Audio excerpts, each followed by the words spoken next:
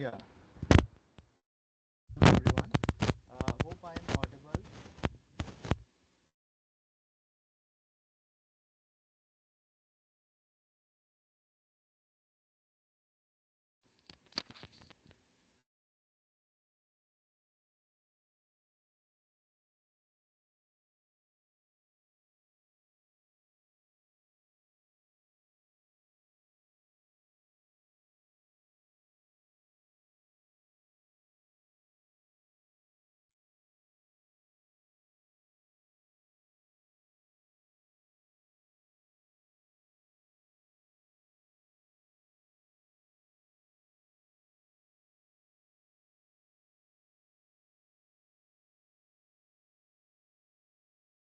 Yeah.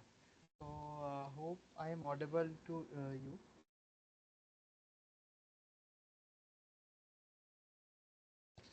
Hello.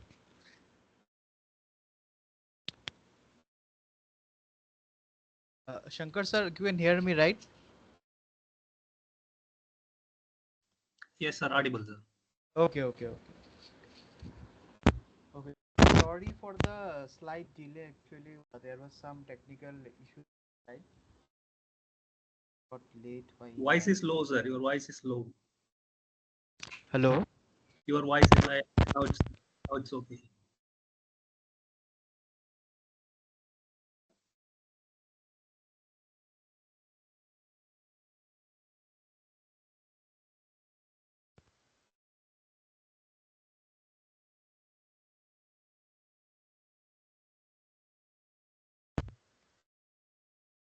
Yeah, you are able to.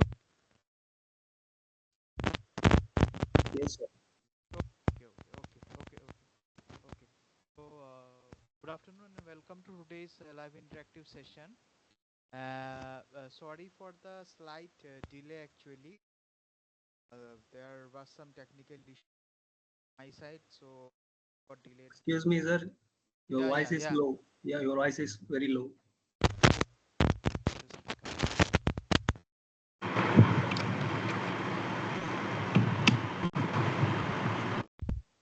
Yeah, now is it fine? Yeah, it's fine now. Okay. So this issue only I was.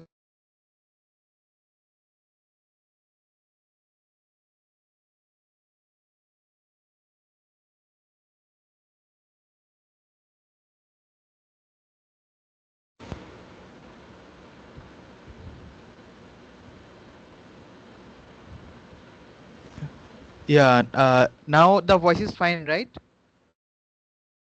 Yes, sir. Okay.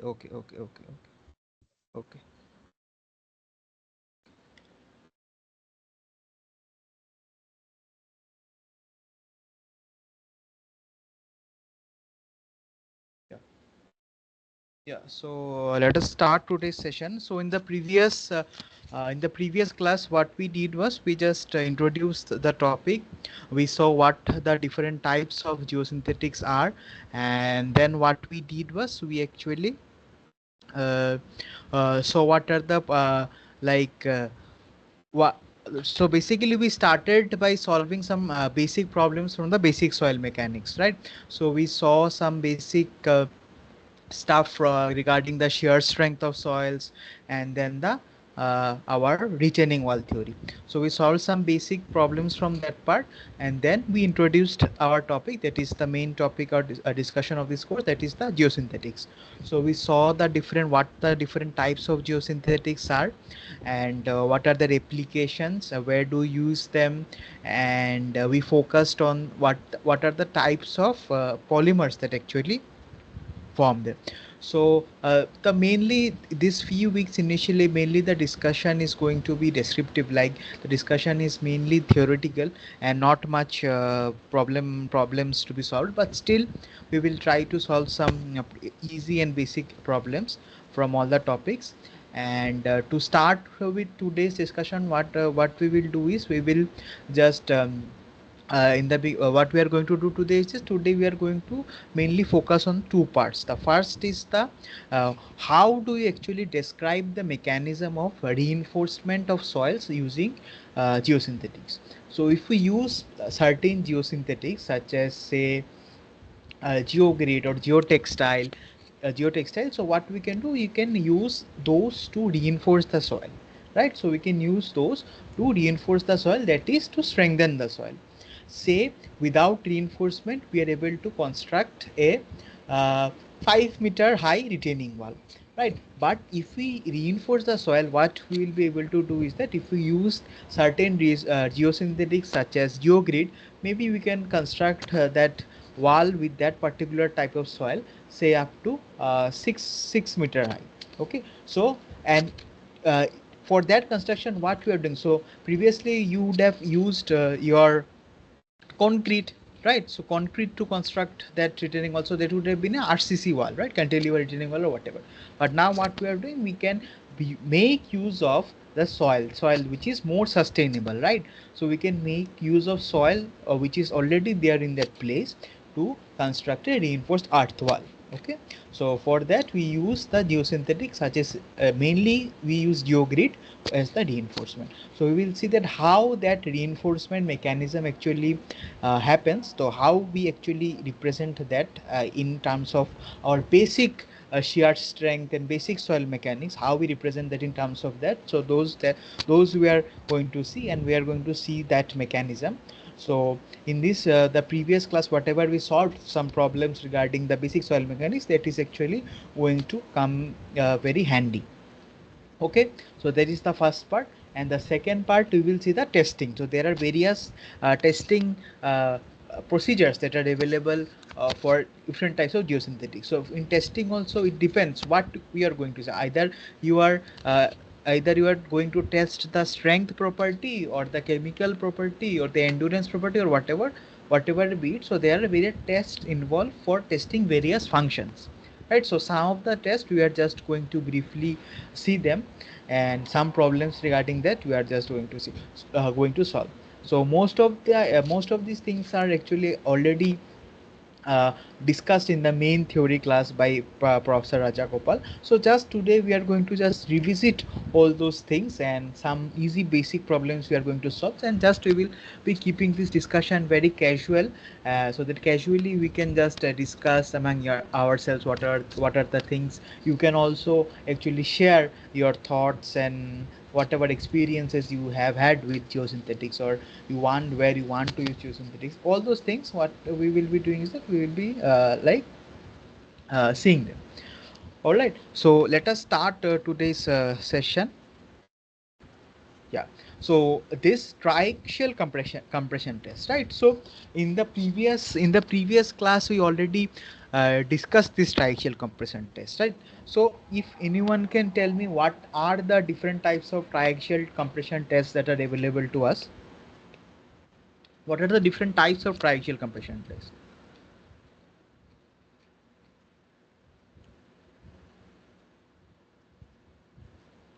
Yeah, anyone? There are Yeah, three types of tests.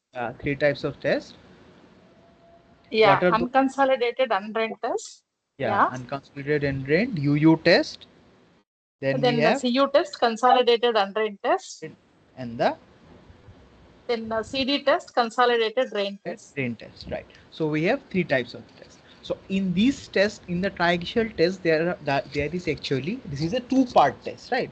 So the first stage comprises of the consolidation stage, and the second stage comprises of the shearing stage. So in the first stage, what we do is that we generally, so in UU test, U is undrained, un, this one undrained test, right? So what unconsolidated undrained test, that means we do not consolidate the sample directly, we put the sample and start sharing that. Okay, we put the sample in the we construct the sample, we put the sample in the apparatus, we apply our the cell pressure, and then directly we start applying the deviatory stress, that is the sharing. We start sharing the sample. So this UU test mainly it is if you do for clays and all, actually what happens is that this is not very perfect because these pore water pressures are actually means UU test. What you can do, you can just do for some easy check, right? So easy, fast, if you want to get result, you can do the UU test and then check your CN5 value. Okay, obviously you are going to get untrained wells, but So the main benefit of this UU test is that it is a very fast test. So easily in some minutes you can easily get over with this. Next is the CU test. So in CU test again we have two stages. In the consolidation stage, what we do, we put the sample in the apparatus, we apply some external cell pressure first, and then what we do, we perform the consolidation of the sample. So first we apply some amount of cell pressure, we allow the soil to consolidate, then we increase the cell pressure, then we we let some time to pass. That means we allow the consolidation of the soil sample to take place. After the consolidation is over, what we do, we uh, close the drainage valve. We close the drainage valve, that means sample undrained. So in that stage we start the shading. So that's why it is consolidated undrained test. And CD test, the first stage remains same, and then the second stage what we do, open the valve, drainage valve, which allows the drainage of water. That means while shearing there will be volume changes as water will get expelled from the sample, and that's why it is known as a drain test. Also one more important thing is that the CD test is very slow test, because this drain in the shearing needs to be done very slowly, else what will happen, if you apply the load very fast and the water is not able to get expelled in that amount of time, what will happen, your excess pore water pressures are going to get developed. So it is going to the soil is going to behave as undrained sample, right? So what we have to ensure is that the soil sample is very slowly sheared, and the shearing rate should match with whatever rate this water is being expelled out of the sample, right? So these are our uh, three types of dry shell test, right? Next the question is, what is the h by d, height to diameter ratio, that we maintain in a dry shell test? So what is that? What is the h by d ratio? What is the height to diameter ratio of the sample? The sample which we test in a triaxial compression test. What is the h by d ratio of that sample? More Height than to 2. diameter. Greater than equal to 2. Yeah, it is all. Yeah, correct. So generally it is kept as 2 only. So whatever this triaxial test, small scale triaxial test, whatever we do, in that case generally the diameter of the sample is, it is a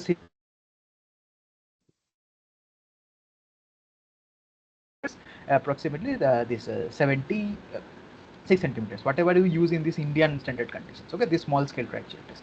But say now you want to, so but researchers have also did some large, where the sample is, let's say, 100 dia, 200 length, 200 height. So those samples also some researchers have tested, because those samples actually help to reflect the properties of reinforced soil. Okay, properties of the reinforced soil more appropriately. All right. So next, what is that? What is the deviator stress? What is the deviator stress?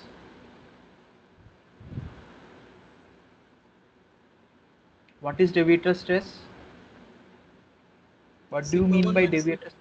Sigma 3. Yes, sigma 1 minus sigma 3. It is the difference between the maximum principal stresses. That is nothing but the deviator stress in a triaxial sample, and the deviator stress is nothing but whatever axial load you are applying during the shearing stage. Okay, so that is. What is P and Q? What are P and Q? So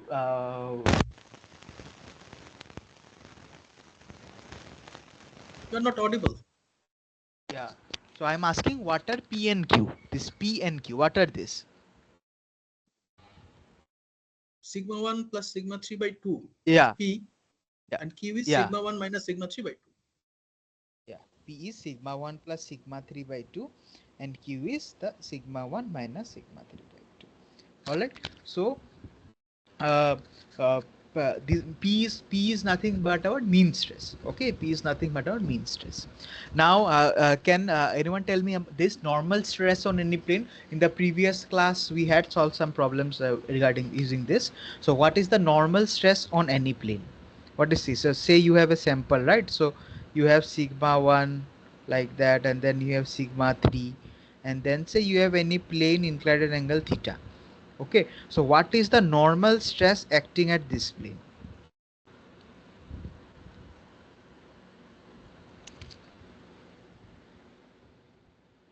sigma 1 plus sigma 3 by 2 plus sigma 1 by minus sigma 3 by 2 into cos 2 2. theta. Yeah. So this is the normal stress. And what is the shear stress? What is this shear stress acting at any that plane? Sigma 1 Sigma 1 minus, sigma 3 by 2 into sine 2 yeah, theta. yeah. So this is the shear stress. And one more thing, this also we had revised in the previous class. What is the inclination of the critical failure plane or the failure plane? What is the inclination of the failure plane? Theta is equal to Theta 5 45 by plus, 5 by yeah, 2. 45 plus 5 by 2. Correct. Right. So now from all these things, what we can do, if we construct the mode circle and if we equate the stresses, then what we can get, our basic equation, which is nothing but sigma 1 is equal to, please tell, sigma 1 is equal to sigma 3, Kp yeah, kp plus plus twice c root kp. twice c root kp. And what is this kp? Kp is nothing but 10 square 45 plus 5 by 2, or which is also equal to 1 plus sine phi by 1 minus sine phi. Alright. So this derivation and all this was discussed in the class, but there is no need for us to go through that again. So this everyone of us might have has studied that in our basic soil mechanics course. So I'm not going to discuss that again. Rather than that, yeah. Rather than that, let us just go to the next part. Okay, the next part. Yeah. So triaxial test on reinforced soil, reinforced dry sand. So what we do? So we have the triaxial sample, right? So we have the triaxial sample, but now what we are doing is that now our soil sample is actually reinforced. Okay, now this reinforcement can, it may be woven geotextile, or in most of the cases it is uh, our geogrids. Okay, so it may be geogrid or woven geotextile, or it may be also coir geotextile or jute geotextile, whatever be it. Okay, so any kind of reinforcement. So intuitively, if we think, if we reinforce the soil, obviously what is going to happen, the strength of the soil is going to increase. So if you see this plot here, so for unreinforced soil, obviously it is going to be the least. The deviator stress at failure, it is going to be the least. Then as we increase the number of layers, obviously as we increase the number of layers, the strength is going to also increase. Okay, so we can see here for 5 layers, the peak strength is actually a lot. Okay, so yeah, so next, for this was for say a low confining pressure. Now now if you say increase the confining pressure to a very high value. Okay, now say we increase the confining pressure to a very high value. For that case, now if you see this plot here, you will see that up to a very large, up to 600 kp of deviator stress, that is up to 600 kp of axial stress, axial applied load, the graph is actually behaving almost same. So this part is almost same for both unreinforced soil and for the soil reinforced with 5 layers. Okay, for unreinforced soil and the soil reinforced with 5 layers of reinforcement, we're seeing that up to a very high deviatory stress of up to around 600 kPa, the graph is almost same. Say when you start doing the test, okay, you put have in the same. First, what you did, you did the unreinforced sample, you did the triaxial test. Okay, so you got the graph. Now what you did, you increase the for now what you did was, now you put a reinforced sample, okay, at the same confining pressure, very high confining pressure of 200 kPa. And now what you have started to do, you have started to do that test. Now when the graph is being plotted while the test is going on, you might get confused at the beginning. So why are my plots actually behaving very similar? Okay, so my test has progressed up to 600 kPa, but still both of the samples are behaving same. So you might think that why, how is this reinforcement actually helping it, right? So can you tell me why is this behavior? Why are we seeing this behavior? Why is the both these samples behaving similarly up to a very high deviatric stress here up to around 600? Can you tell me why is this behavior almost same for both the samples, both unreinforced and reinforced sample, up to a high confining, up to a high deviator stress of around 600? What is the reason behind it? Tensile strength of the reinforcement is not fully mobilized. Correct, exactly, correct. So this is the correct explanation. The main thing is the mobilization. This is the perfect term to describe this mobilization of strains. Okay, mobilization of strain, this is the most important thing.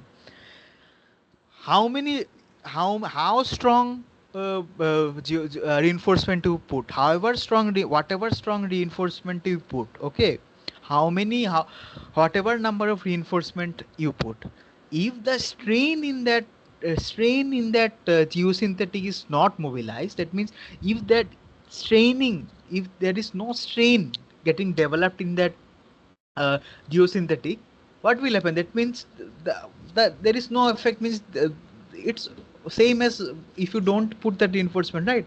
The strain should get mobilized, right? For that, that means what? If strains are getting mobilized in that geosynthetics, that means what? That means that your what your this loads are getting transferred to that, right? If strains are not getting mobilized in that geosynthetic, that means what? That means what? Our loads are not getting transferred to that reinforcement, right? So for that reason, a very high amount of load, high amount of deviator stress is actually required for the mobilization of strain in the reinforcement when the confining pressure is very high. That's why at up to this part we see that both the soils actually behave same. So even after that part, even after that region, if we increase the loading, we will see that we will see the get to see the difference. Okay, now we can see the PQ plots for the reinforced soil and the unreinforced soil. Okay, the PQ plot for reinforced soil and unreinforced soil. So so why do we actually prefer PQ plot? Why do we prefer PQ plot to obtain our C or phi from triaxial test results? Why PQ plots? Why PQ plots to obtain? The question is this: why PQ plots to obtain C or phi from triaxial results? Why PQ plots to obtain CO? Why don't we prefer drawing more circles? Why is PQ plot more preferable? In mode circle, some approximation is needed to get the common tangent. And Yeah, PQ correct. So plot, we get that it. is the yeah yeah From we least get square we method. yeah correct. So in what happens is that when we draw more circles, what happens, it's very difficult to get a common tangent. It is a very realistic case whatever we have drawn here, this one. But generally what happens, due to some errors in the testing or whatever, these more circles get shifted up and down, and it is so that's why it is very difficult to get a common tangent. So always we prefer to plot the PQ graphs, and then we can obviously get the this line from the least square method. That is the regression line of the regression, and from there we can easily find the C and phi. Okay, so for this from PQ wait, yeah, so from PQ plot, say you have this one, right? So you have Q and P, right? Say you have this angle alpha and you have this A. So what is the relation between alpha and phi? What is the relation between alpha and phi? Alpha equal to 45 plus 5 by 2. No, no, no. That alpha is different. That alpha is this one. Okay. This whatever this is. This one is Oh, alpha actually. Okay, oh, that is different. Not this one. I'm asking what this. Okay, so if you get wait, if you are getting confused by calling it as alpha, let me call it something else. Say beta. So if we plot PQ plot, so this is the graph, right? So you have your Q here, you have your P here. So you conducted 3 triaxial tests. So you got 3 points in the PQ plot, right? You conducted 3 triaxial tests. You got 3 points on the PQ plot, and then you join the draw the graph like that in PQ plot. So from there you can get one slope angle, say beta, and you get what intercept A. So I'm asking you what is the relation between beta and our friction angle and A and the C. That is the cohesion. This I am asking. This is the question.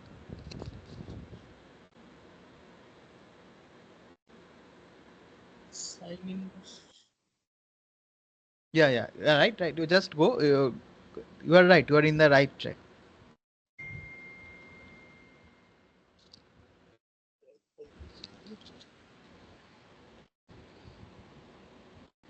So phi is sine inverse of tan beta, and our C is A by cos phi. Okay, phi is sine inverse of tan beta and C is A by cos phi. Okay, so C. So here, what is the slope here? 0.6607, right? 0.6607. So just do sine inverse of 0.6607 and see if you are getting 41.2. Right. And then again you can do sine inverse of 0.7667 and please check if you are getting 49.1.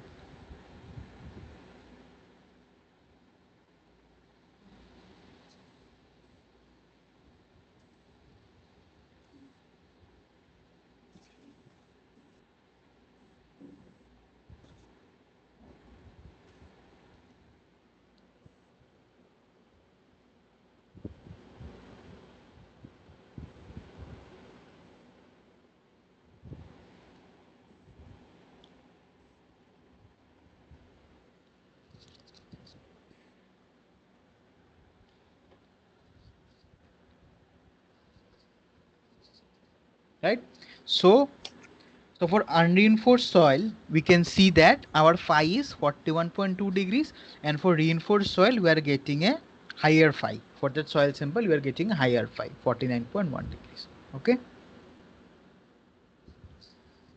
so now what happens is that due to reinforcement, so we saw that if we reinforce the soil sample, what is going to happen? If we reinforce the soil sample, obviously the strength of the soil is going to increase, right? So if we reinforce the soil sample, the strength of the soil is going to increase. Now this increase in the strength of the reinforced soil, the increase in the strength of the reinforced soil is increased by is explained by these two explanations: increase in the friction angle or development of a apparent cohesion. Okay, the increase in the strength of a reinforced soil can be explained by these two mechanisms, either increase in friction angle or development of a apparent cohesion, right? So let us see that. So what happens is that, say this is the Mohr circle for a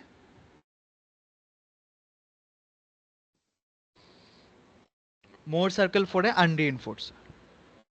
Right, this is the Mohr circle for a unreinforced soil. Okay, this is the Mohr cycle for unreinforced. So N, this is the failure envelope. Now what we saw was what happens is that due to reinforcement the friction angle actually increases. Okay, we saw here. So initially without reinforcement our friction angle was 41.2, and with reinforcement the friction angle became 49.1. Okay, so with reinforcement what is happening, the friction angle is increasing. Now what we can do, this actually we can represent with another Mohr circle, this one. And this explanation is given by the fact that due to the reinforcement what happens is there is some development of extra say confinement. Okay, due to the reinforcement what happens, there is some additional confinement that develops. Okay, so if we see this explanation, it will be more clear. So this was one explanation, that is it is described in terms of increase in friction angle. Now see one more case. Say this one is the unreinforced, right? This one is the unreinforced case. Now for the unreinforced case we are getting phi friction angle as phi. Now say for the reinforced case also you are assuming that the friction angle is going to be same, that is phi. But now the increasing strength, that increasing strength we are going to describe in terms of one more property. So before we use the friction angle to define the increasing strength. Now what we are going to do, now we are going to use this apparent cohesion to define or to explain the increasing strength. These are just what to say two ways of describing, two ways of explaining the same thing. Okay, one way is by saying that the friction angle is increasing, and the other way is by saying that the apparent cohesion is increasing. All right, so these are just two faces of the same coin, right? So heads and tails, right? So these are just two ways of yeah. But in the first diagram, why sigma Yeah, 1 yeah, remains yeah. same?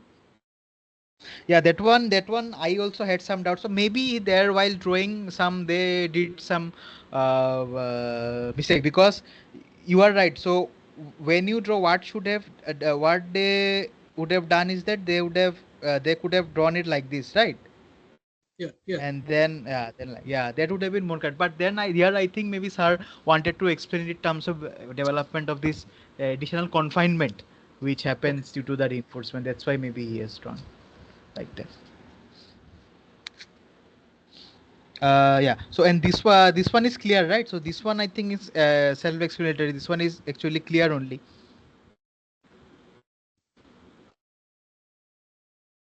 right? So this is this circle is for unreinforced case, and same what happens is that for the reinforced case here our this sigma 1 is increasing, sigma 3 remains the same, and only the change is that now the phi is also the same. The only change is that this C is getting developed. So that is all. So we'll see that today just in the some later slides. So then it will be more clear. So what is the next thing?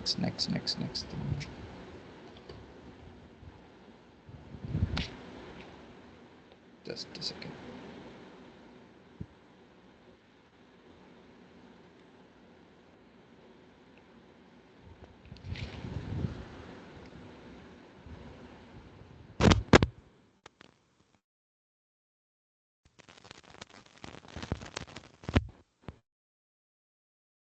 Yeah.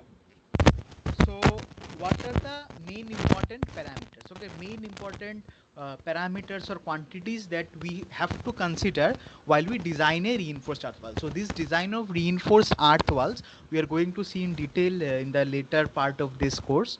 So there we will see that there are some basic parameters which we have to consider very adequately. Okay, so those parameters are very important. So those things are the spacing of the reinforcement, the strength and stiffness of the reinforcement, and the interaction between the soil and the reinforcement. So So say you have a wall, right? Reinforced earth, this is soil, backfill, and we have put some reinforcement like this. Okay, we have put some reinforcement.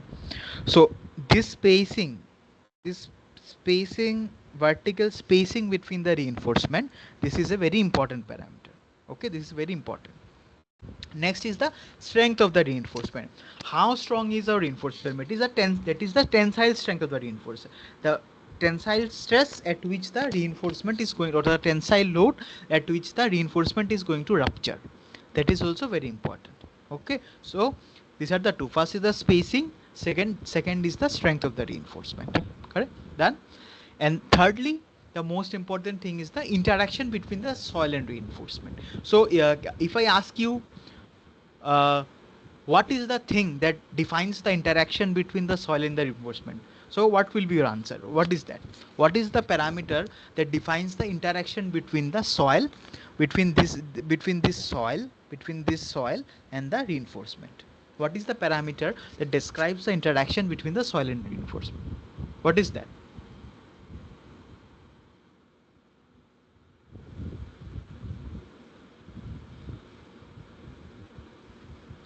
Friction angle of soil. Yeah, not friction angle of soil. Friction angle of soil, but here the important And thing roughness of reinforcement. yeah, so both together, if you, yeah, the roughness of the geosynthetic and the friction angle of the soil, both if we factor, so we'll get one quantity, right? One quantity. So that quantity is the, what is that quantity? It is the friction coefficient of friction, right? Between the soil and the reinforcement. Right, the coefficient of friction between the soil and the reinforcement. So that is also a very important property. Okay, that is also a very important property. You're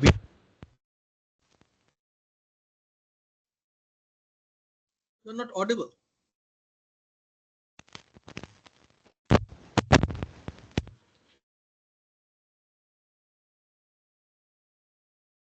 Hello. Hello. Yeah, audible, right? Hello. You're not audible. Now? Now. Yeah. Yeah. Okay. Okay. Please let me know. Okay. Sometimes this happens. Please let me know if I am not audible anytime. Yeah. So what time I was saying was that we have to factor in this friction coefficient between the soil and the wall. That is very important to us. Why is it important? Why is it important? Because see, whatever load you are applying on the wall, so this wall has some self weight, right? Wall has some self weight, or say you have road above that. You have road, so vehicles will be moving. We have some live load over that. So whatever load that is coming onto the soil, that load is actually being transferred into the reinforcement through what? Through friction only. That friction only. So that is actually, so due to the friction, that load is going to get transferred into the reinforcement, and then this reinforcement, there is going to be strain developed in that reinforcement, and then the strength of the reinforcement going to get mobilized, right? So you are applying load, the load is getting transferred to the reinforcement with due to the friction between the soil and the reinforcement. Then what is happening? Then strains are getting generated in the reinforcement, and in the end the strength of the reinforcement is mobilized. Okay, so this is how the whole mechanism actually happens, right? So all these parameters actually is very important. Now for failure modes. So the failure modes of this earth wall. So this earth wall can fail. So not, if I say this whole earth wall, this will be wrong. The failure mode of this reinforcement mainly is going to be in two types of failure: pull out failure and the rupture failure. Pull out failure happens when this, you have a particular strength of reinforcement, right? You have a strength of reinforcement. When the load coming in the reinforcement, okay, so when the load coming in the reinforcement is much higher than the friction, okay, the frictional force or the shear force that is developed at the interface between the soil and the geosynthetic, and that is higher than that, what happens, the geosynthetic is just going to, so this is soil, right? So the synthetic is placed like that. So what is going to happen is that the geosynthetic is just going to come out of the soil, right? So that is the pull out failure. Our strength is less. When the strength is lesser than the load, or the load that is being transferred into the geosynthetic, in that case, what is going to happen, the geosynthetic is going to get ruptured, right? This just going to tear apart. So that is the ruptured failure. Okay, so these are the two main failure modes. So if we, so say we have this soil mass, right? So we have this soil mass, we have some vertical load here, and we have this geosynthetic placed here. Okay, so due to that, so due to the vertical loading, some external lateral loading is acting on the this geosynthetic, right? And due to that, what is going to happen, some opposite reaction shear forces are going to develop at the at the top at the top as well as the bottom of the reinforcement, at the top as well as the bottom of the reinforcement, right? So that whatever this shear resistance, okay, this shear resistance, this shear resistance at the top, at the bottom, so total shear resistance is nothing but rp, which is 2 into tau. Tau is what? Tau is the shear resistance that is getting developed at the interface of the soil and the reinforcement. Okay, so it is 2 times sigma v.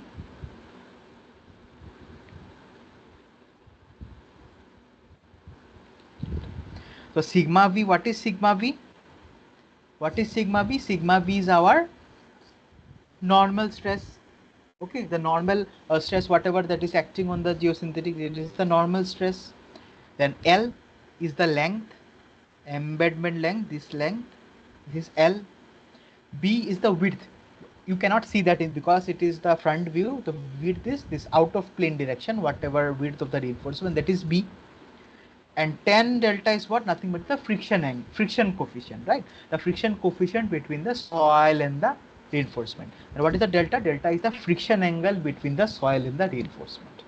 Okay, so if rp is greater than the tu, tu is nothing but the tensile strength. Okay, tensile strength, then what is going to happen, we are going to have the, if just a second, if no, if rp is less, actually less than tu, and if tu is less than rp, then we are going to have rupture failure. So this pull out failure and rupture failure, we will see that in the next slides in detail. All right, so we'll see that how can we actually, when will pull out failure happen and when will rupture failure happen, that we will see. Okay, yeah. So this was discussed in detail in the class, so I am not going to repeat it. So this expression all of you have studied, right? So you have a soil reinforced, right? Reinforced, this is A, this is B, and say we take a slice like that. Okay, say this point is C, and then what we do, then we draw this slice like this, A, B, C. This is our sigma 1, this is our sigma 3. Okay, so at, say this is theta. Okay, so now at any plane, so this is just an arbitrary plane. Okay, this is just an arbitrary plane, this plane. So this section we have separated out from the main plot and we have just drawn here. All right.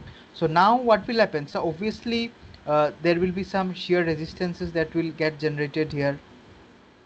Yeah, some normal force that will get generated here. Normal force that will be acting on that plane, and also one more force that will be acting here. That is nothing but our this T force. Okay, this is the total force in the reinforcement.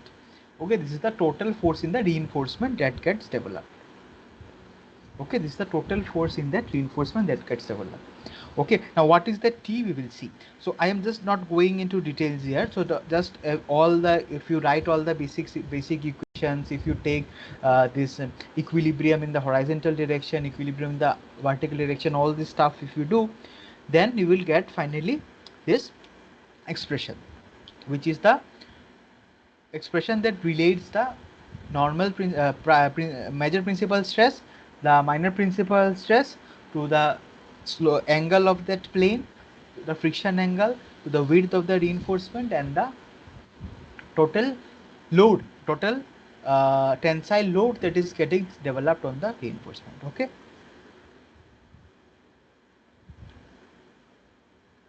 Now, say if when the soil, not the soil, when the failure is in rupture, when the failure is in rupture, that means what? That means here what is governing? What is the main governing factor here? If the failure is in rupture, rupture is the mode of failure, then what is governing here? What is the factor that is important? If the failure is happening in rupture, okay, in rupture, so what is the main thing? What is the thing that is governing the failure here?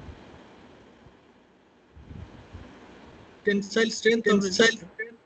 Correct. The tensile strength of the reinforcement. That is the main thing that is governing the failure here, because due to the less, what is happening, due to the less tensile strength of the reinforcement, our reinforcement is rupturing. It is not able to take the load. Okay, it is not able to take the load of oncoming load. So here this delta, this sigma t is actually defined in terms of the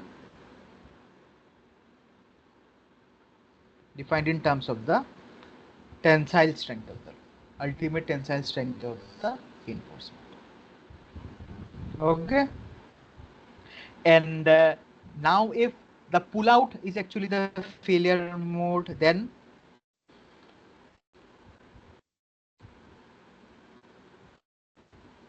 now if pull out is failure mode, then what is going to happen?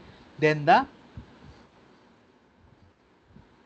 load or the frictional resistance that is getting developed soil and the reinforcement. Now pull out is the failure mode, right? So now these frictional forces that are getting generated at the interfaces of the soil and the reinforcement, that is the governing thing now, right? That is the governing thing. So now this that case, this T will be governed by,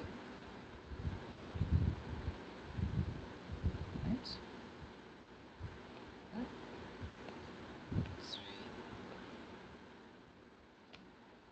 Okay.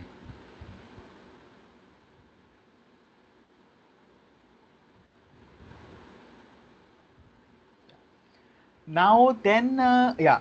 So now what we do now, again, we are not going to get into detail. So you should have already studied this in the this main theoretical class. So those things were discussed, right? So we learned this thing, right? So if rupture governs, then apparent cohesion explains the increase in strength, right? So if rupture governs, then apparent cohesion explains the increase in strength. And what is the expression for apparent cohesion? Apparent question. You can see your class notes and here tell me what is the apparent cohesion.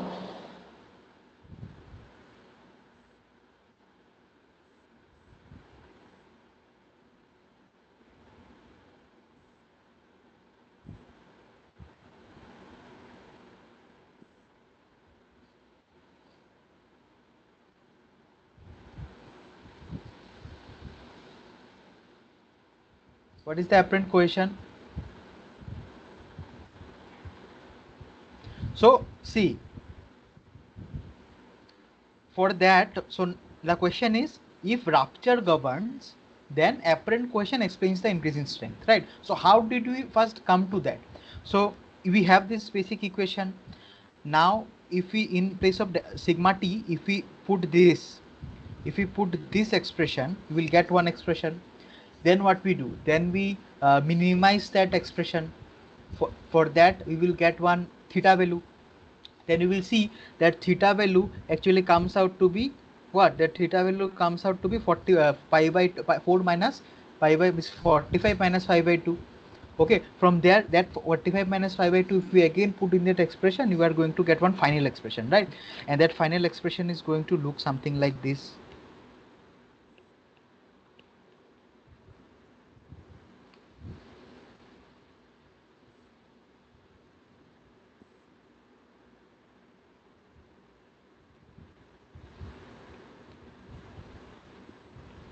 Kp.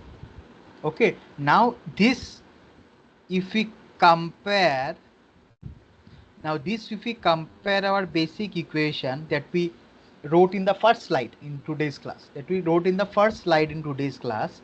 we compare this with this. Okay, we compare this with this, we can write C is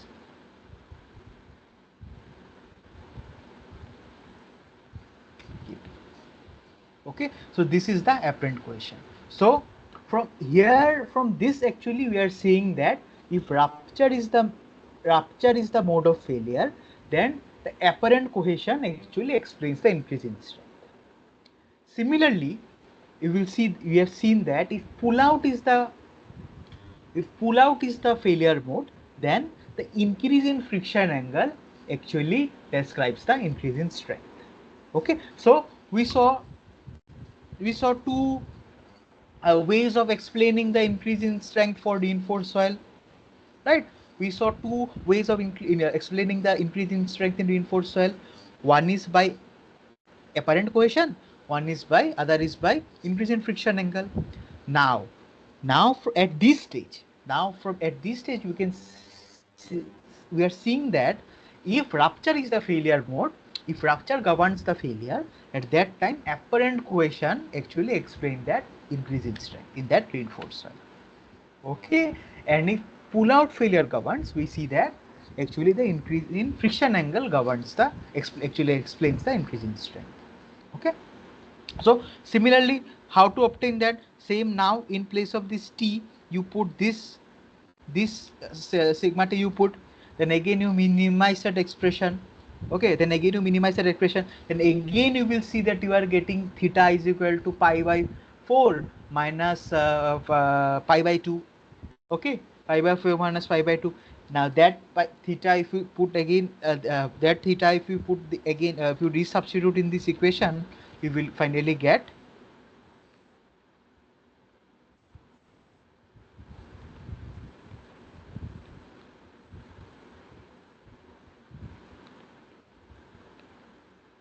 Kp. This you are going to get.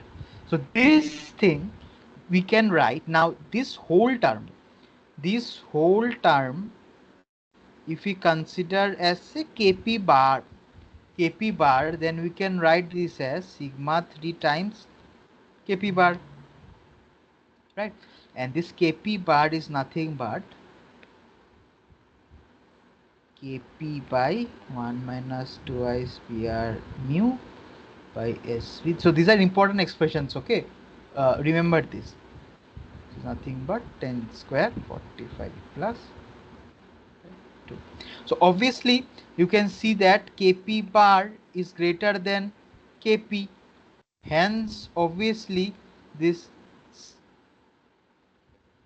reinforced is greater than this actual phi. So this is what we uh, explained here. And this is what we saw here also, right? So what we are doing is just, we are just trying to explain mechanically or in terms of the mechanics we know, whatever experimental results we have obtained or whatever observations we have made from experiments. Okay, that we are trying to do. Right? Done. Now this is one more important fact. At low confining pressures, pull-out failure happens, and at high confining pressures, rupture failures happens. So, and the expression for limiting confining pressure is given as this. So, if the confining pressure at any point in the soil, is less than this particular quantity, then pull-out failure is going to happen. But if the confining pressure is very high, then the tensile failure is going to happen. That is, the rupture failure is going to happen. So this is very important expression. At low confining pressures, pull-out failure happens, and at high confining pressures, rupture failures happen. Okay, so always keep this in mind. So I will be asking you questions. So now, just from the next slide onwards, you should be able to answer those. Okay. So what are the things that we learned? There are two modes of failure: pull out and rupture. These are the two main governing modes of failure. There can be pull out failure or rupture failure. Okay. Now, if rupture is the mode of failure, then the increase in strength is actually governed by the development of apparent cohesion. Okay. And if pull out is the mode of failure, and then the friction angle explains the increase in strength. Okay. And thirdly, the last thing that we learned is that at low confining pressures, there are chances of pull out failures happening, and at high confining pressures, there are chances of rupture failure happening. Okay. Right. So yeah, and this is the expression for the limiting confining pressure. Okay, so if confining pressure is less than this particular quantity, then we are going to have pull out failure, and we are going to, so see, forget about all the expressions, forget about everything, just intuitively try to think. Just if you think high pressure, okay, high pressure, what is going to happen? See, high pressure means, this is the reinforcement and this is the soil, so pressure is very high. Okay, the soil is holding the reinforcement very tightly, so obviously chances of pull out failure is negligible, right? It is not going to come out because the soil is holding the reinforcement very tightly. Okay, so the failure will obviously be happening if the reinforcement ruptures or breaks. If my hand breaks from here, then only this it can come out of this lock, right? So soil has locked it very tightly. That is a high confining pressure. This happens. The soil actually locks the reinforcement very tightly, so it is not going to come out. This pull out is not going to happen. This rupture is going to happen, right? Whenever the failure of the reinforcement happens, at that time only the failure is going to happen. Okay, so it's very intuitive. You don't have to like memorize these things. It's very intuitive. At low confining pressures, obviously pull out is failure. There are chances of pull out failures happening, and at high confining pressures, there are chances of rupture failure happening. So while designing, we have to keep in mind that none of the failures actually happen. Okay, we have to obviously, right? So we have to, whatever we are constructing, we have to ensure that it is safe. Right? So we have to ensure that none of the failures actually happen.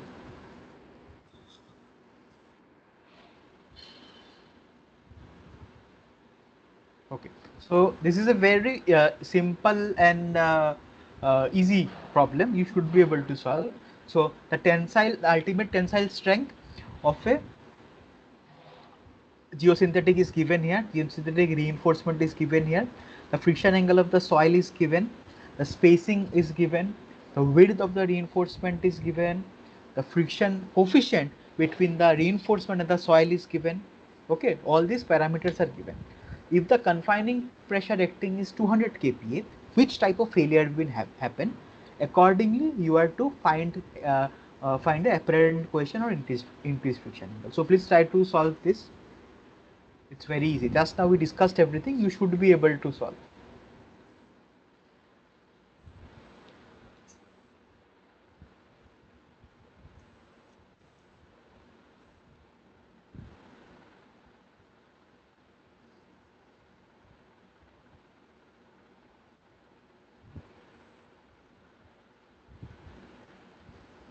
please solve.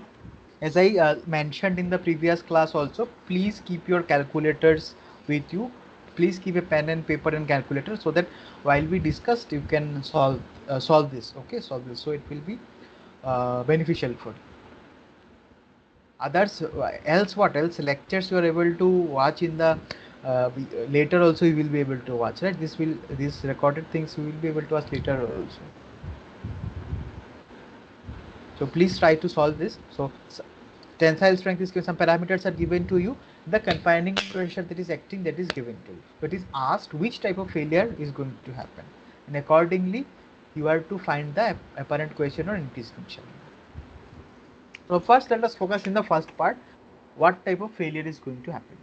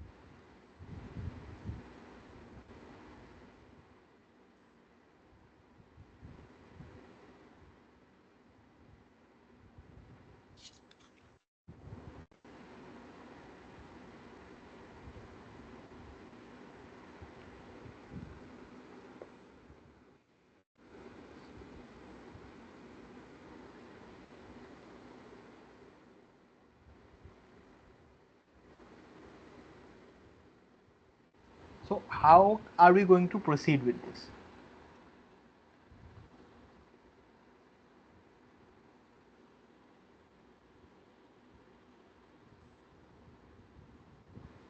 How are we going to proceed with this?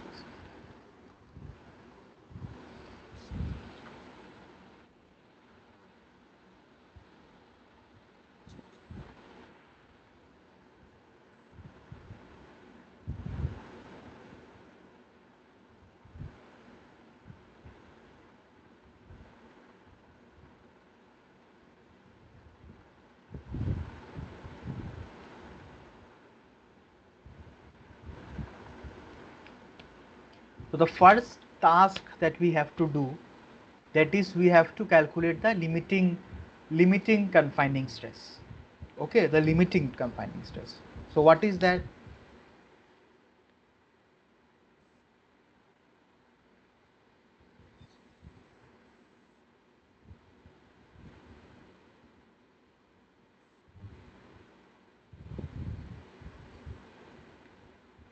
What is the expression for that?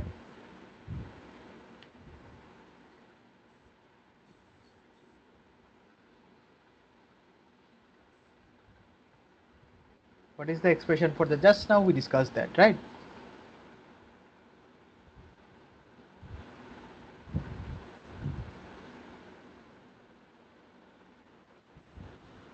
What is the expression for limiting confining stress?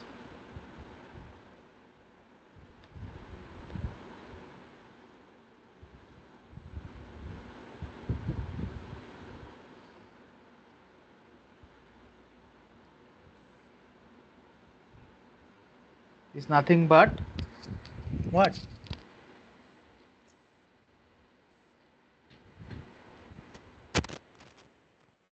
The limiting confining stress.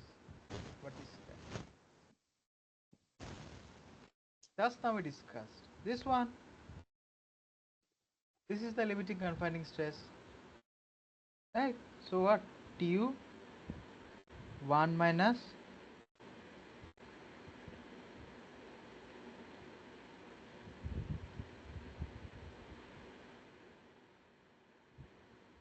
so solve this one. All the values we have, tu you have 30, 1 minus twice 0.05 into 0.6. SV is how much? 0.5 times Kp. What is Kp? What is Kp? 3. Yeah, 1 plus sine phi by 1 minus sine phi. It is going to give us 3. So into 3, 2 into 0.05 into 0.6 into 3. So please calculate.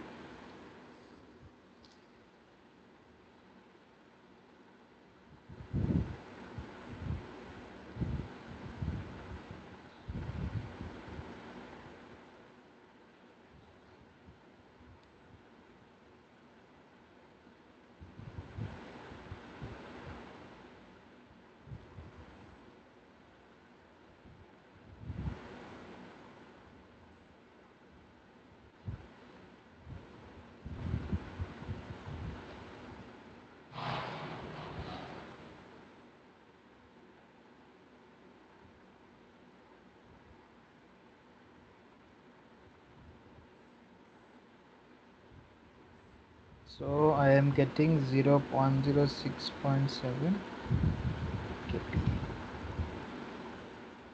Okay, so this much I am getting 106.7 kp.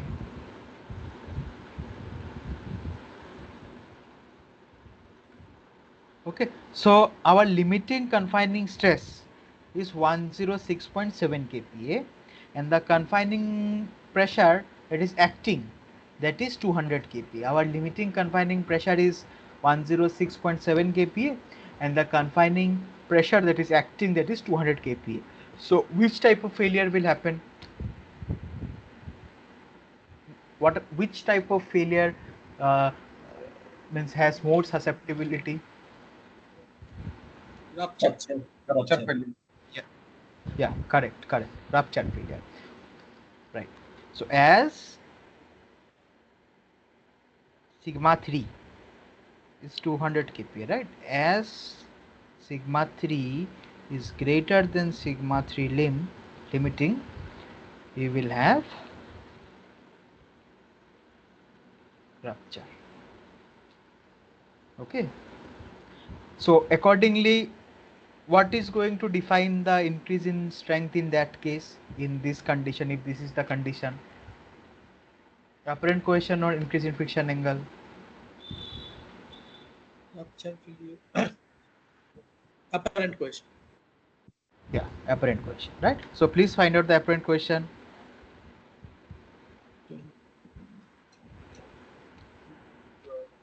Apparent cohesion is what? TUY USP root over P. So 30 divided by 2 into 0.5, 52 3, kPa. 30 52. kPa. 52. It should come 52.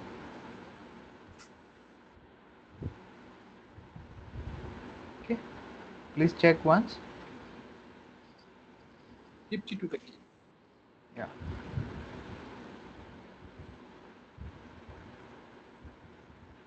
Right. So similarly, solve this one. Same. It should take hardly 2 minutes.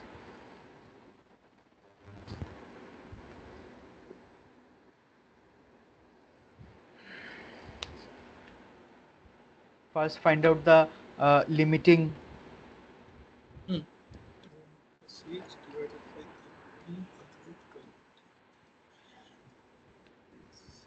20.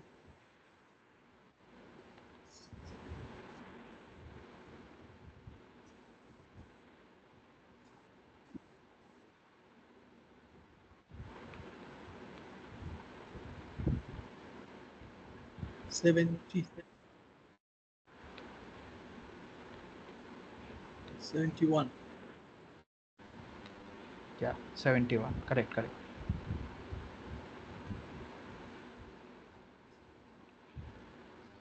Others also, please see if you are getting 71.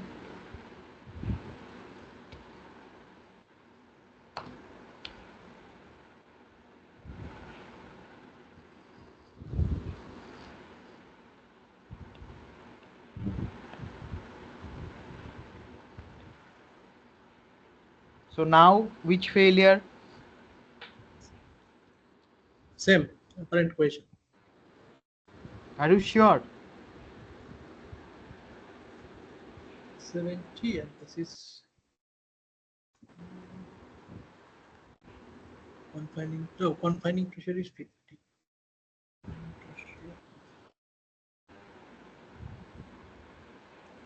Pull out reject. Yeah. Pull up. Pull out failure. Sigma 3 is less than sigma 3 limiting, hence pull out. So now our governing failure mode is pull out. So what will be the explanation? Explanation is increased friction angle. Right. So please find out the increased friction angle now. Please calculate the increased friction angle.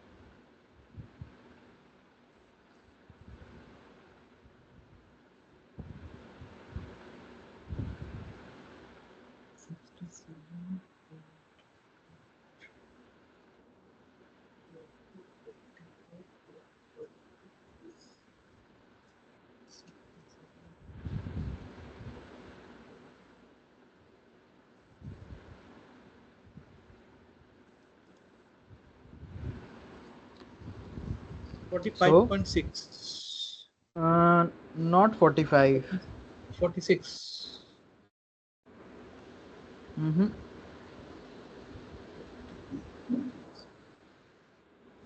Near about that, but I'm getting a little bit less. So Kp first Kp prime let us find out 1 minus 2 Br mu Sv Kp.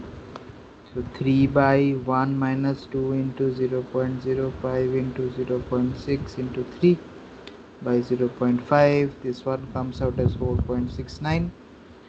So Kp is nothing but 1 plus sine and minus sine reinforced. So this one we have sine 0.6485. So this comes as 40.4 degrees.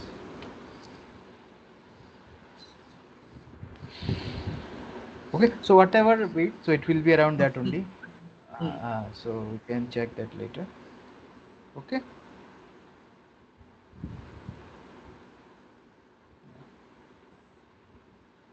Now, yeah. So, what is this Haussmann approach? If you recall,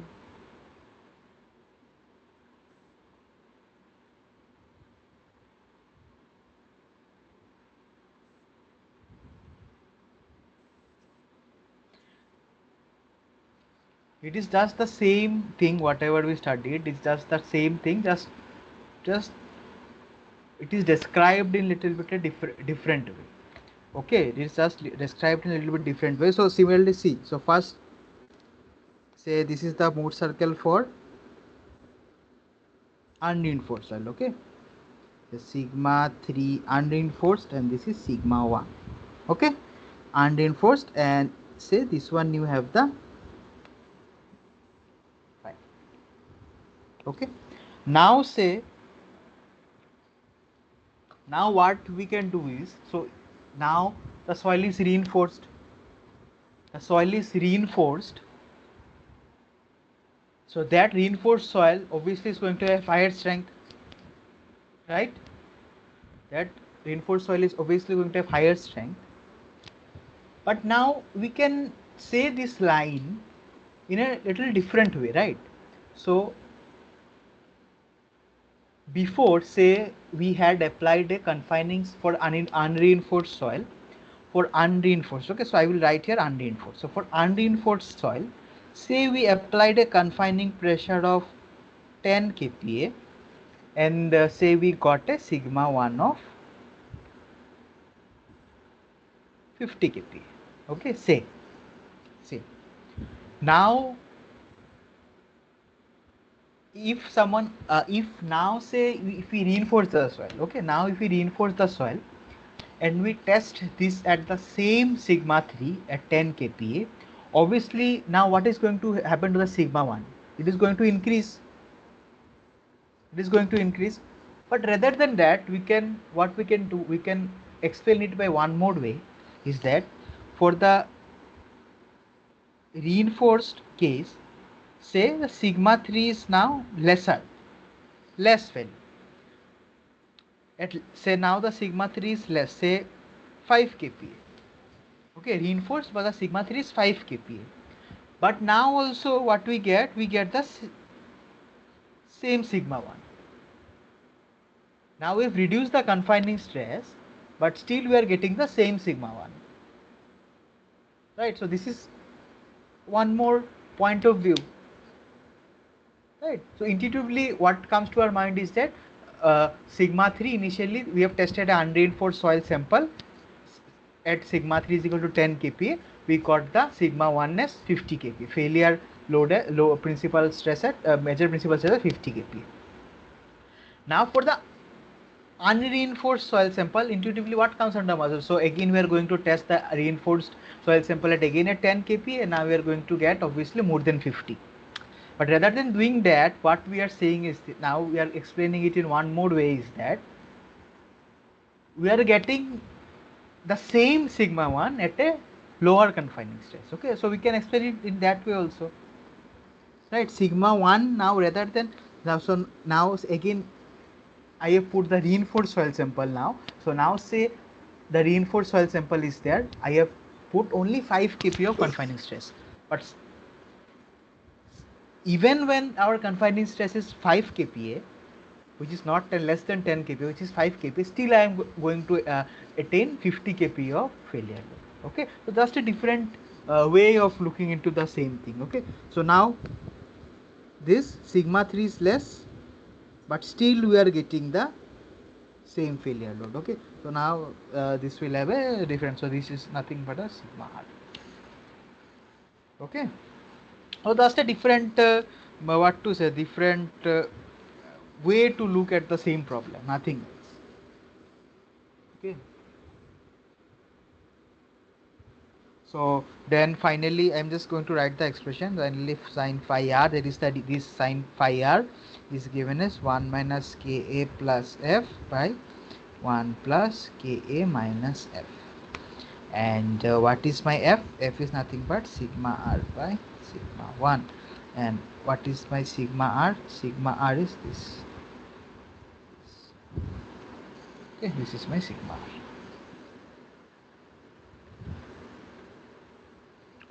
So this is the explanation for when we are trying to explain it with increasing the friction angle. Similarly, what we can do, we can explain the same thing again.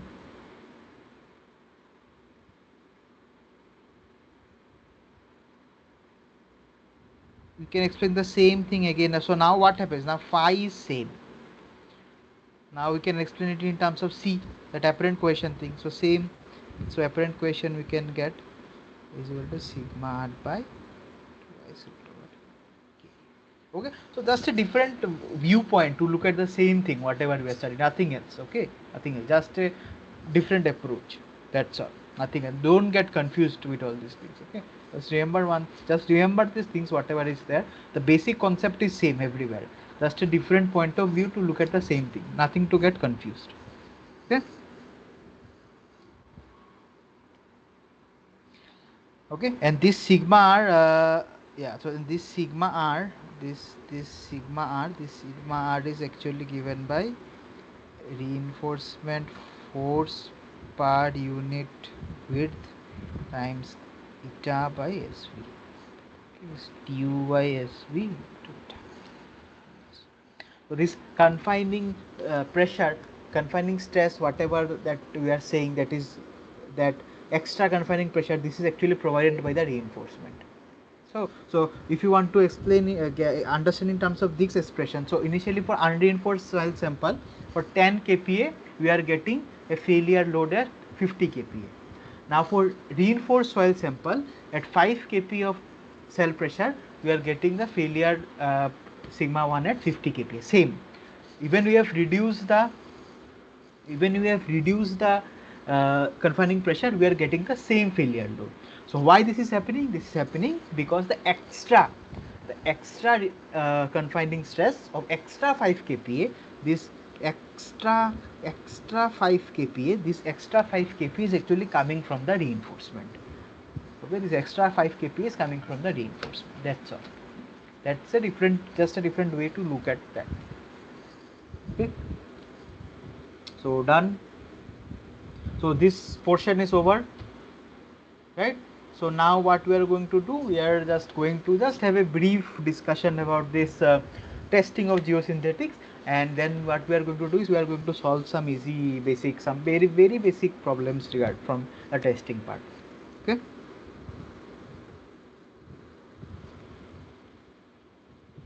Yeah. So why do you need to test? So why do you need to test geosynthetics? What do you think? What can be the possibilities? So what is the requirement? Why do you need to? Why as an engineer you have to test the geosynthetic? Why?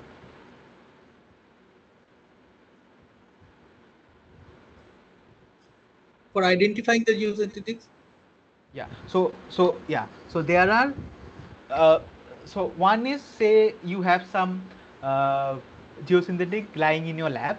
You don't know what that is. So you just take it, test it, and you identify. Right. That is one thing. Now the next part is, say let us see it in terms of a, say, project. Okay, so you are a project engineer and you have to design a reinforced earth wall. Okay, you have to design a reinforced earth wall. Now you have asked for samples from a vendor. Okay, you have chosen that you have to use this type of geogrid for the reinforcement, and then what I do, I ask the vendor for some samples, so various vendors. So obviously you are not going to take samples from one vendor, right? So you are going to take samples from various vendors. Also the vendors are going to provide you with the sample.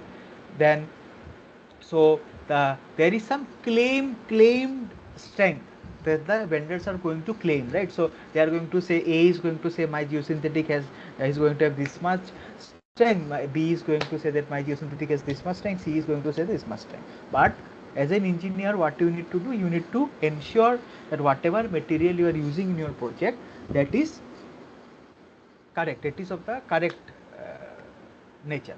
So in that case you have to test the geosynthetic. So that case you have to test the samples and see that whatever that they are claiming, whatever strength or whatever property they are claiming, you are actually getting that or not.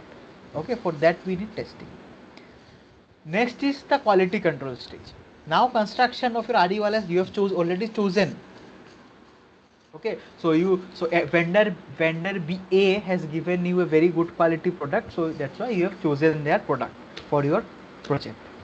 Now during the construction phase, during the quality control phase also, you have to ensure that the vendor is supplying the correct amount of the correct quality product, right? So that time also you need to test. So that's why this testing is very important, and this testing is actually done, okay, whenever there are very big projects. So generally, say for concrete testing and all, concrete testing and everything at the site only they have lab. All these vendors, EPC contractors, at the site only generally they have lab, right? So where they test the concrete samples and all. But for geosynthetics, what we have to do generally, it's very difficult. It's because it's very highly specialized. So they send the samples, they send the samples to uh, various IITs or various NABL certified labs for the testing. Okay, so this is how this testing is done actually. Okay, so there are some important standards that you should know. Okay, so these are the following: ASTM D4354. Okay, this ASTM standard actually gives the basic practice of how to sample the geosynthetics for testing. This is the main like basic standard that governs the testing of geosynthetics. Then there are some IS codes also, IS 986 to IS 14706, which give the this geotextile testing IS codes. Okay, so like that, several other IS codes are also there. ISTM codes are also there. Several other guides are also there. Okay, yeah. So now the first geosynthetic that we have is the geotextile. That is the most common types of geosynthetic. Now from the previous week, the first week discussion, can please someone tell me what are the uses of a geotextile? Where do you use geotextile? In what scenarios do we use geotextile? What are the uses of geotextile? For what functions? So if you recall from the previous class, we had discussed some functions, right? You discussed some functions, so you did not tell me the, if it's okay if you don't tell me the exact application where you are going to apply.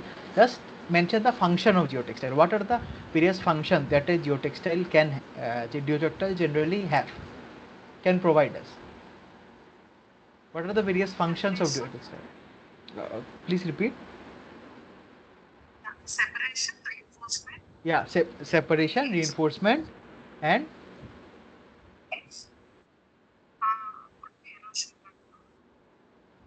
erosion. Okay, right. So filtration, right? Filtration also, yeah. Filter, as a filter we can use geotextiles. As a reinforcement we Drainage. can use Also geotextiles. drainage. Yeah, as a drainage also we can use geotextiles. But generally we use geonets for that. But still, okay. So for reinforcement, what kind of geotextile we used? Non-woven or woven? So geotextile, there are two types, right? Woven geotextile and non-woven geotextile.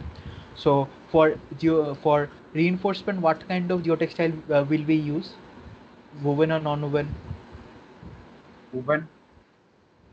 Yeah, for reinforcement we will use woven geotextile, right? So this geotextile, we have various properties, right? So there are physical properties, mechanical properties, hydraulic properties, endurance properties, and degradation properties. So physical properties means nothing but our specific gravity, mass per unit area, thickness, and stiffness. These are the basic physical properties. Okay, specific gravity, mass, thickness, and stiffness. Out of this stiffness and thickness are most important. Okay, these are the basic physical properties. So let us not discuss in detail each of these properties. These are very basic and very easy, very descriptive, and I hope that you have gone through the class lecture. And in the previous class, in the previous discussion session also, I had suggested that please you can follow the book by Robert M. Corner, Designing with Geosynthetics by Robert M. Corner. It is a very good and handy book. You can follow that book, and that book has actually very nicely, it has described all the geosynthetics and then all their applications, their properties, their testing methods, everything. Okay, that's why I suggest that you can just keep that book with you. You can download the PDF or whatever you can buy, and you can go through that. Okay, that book is actually very good, just for referring, very fast reference. So so you can, sorry, so you can use that book also. Okay, so there also all these properties, everything, all these things are described, so I suggest that you go through that once. Okay, specific gravity, why is it important? Say it actually easily you can actually identify the polymer with which that geosynthetic geotextile is actually made. Okay, so if you test the specific gravity, you calculate the specific gravity. So different geotextiles have different polymers, say like PVC, polyethylene, nylon 6 or whatever. All these have different specific gravity ranges. So you can easily identify. Okay, so what material is actually used to make that geotextile. Okay, so this specific gravity actually comes very handy. Then we have mass per unit area, all these things. These are actually already discussed in the class, main class, so I won't repeat that. Then again, we have thickness. Thickness is also important, especially if you are using your geosynthetic for drainage purposes. At that time, thickness is important. Drainage and filtration purposes both. If you are using your geotextile, in that case, is thickness is actually very important. Then stiffness, yeah, stiffness is also important, as I said. Okay, so these are the physical properties. So next we have the mechanical property. So what do you understand by mechanical? What is the most important mechanical property as per your understanding? What is the most important mechanical property?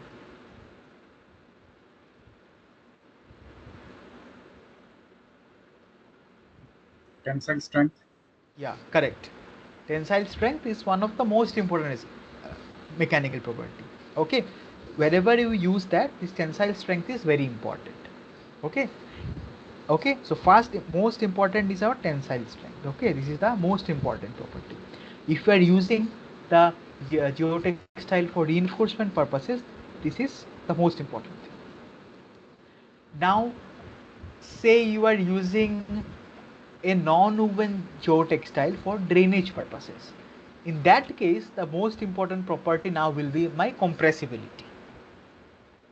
Compressibility, because see, drainage means what? Yeah, drainage also, there is drainage, I am referring to the in plane. So this is a geotextile, say, okay, enlarge this is a geotextile and this is the cross section. Okay, this is the this cross section, say this cross section of this cloth. Okay, so if I put some vertical pressure over that, obviously this is going to get compressed. So how much that is going to get compressed, so that actually directly influences how much water is going to pass through it, flow through that plane of geotextile, isn't it? That the compressibility directly influences how much water is going to pass through the plane of geotextile. So this is also very important if you are using the geotextile for this drainage and other like this hydraulic purposes. Okay, so if you see this graph, obviously these non-woven geotextiles are going to, if do have you seen the pictures of non-woven geotextile? When I say, when we say non-woven geotextile, does it come to your mind? If it comes, then you can actually visualize that why these non-woven geotextiles actually show this much of your compressibility. So non-woven needle punched, you can see that it shows a with increase in this particle applied stress is, it is getting down. The geotextile thickness is actually reducing by a large amount. Okay, this is most prevalent for non-woven needle punched type of geotextile. But for woven geotextile, which is nothing but a textile like this, whatever we are wearing like that textile, it is very less compressible, right? So this is actually very evident from this plot. So what I asked you was this let me just show you.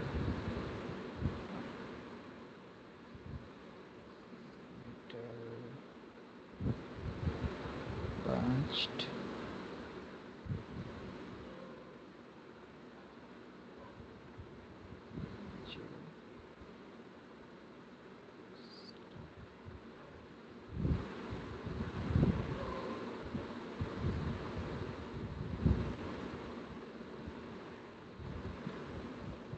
Yeah, so here you can see, right?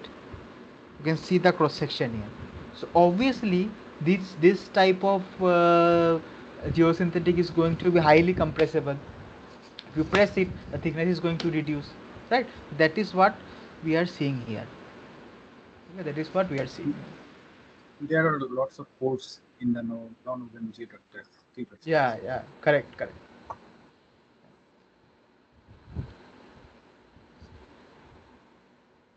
Okay, so now one of the most important things that we are discussing in terms of for the strength, which ascertains the strength of the geotextile. One of the most important tests that we do is this, the trapezoidal tear test. Okay, the trapezoidal tear test that is defined as per ASTM D4533.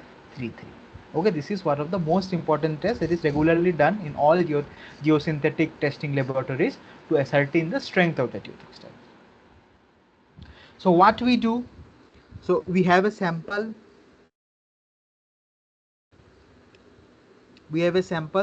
this is 200 length,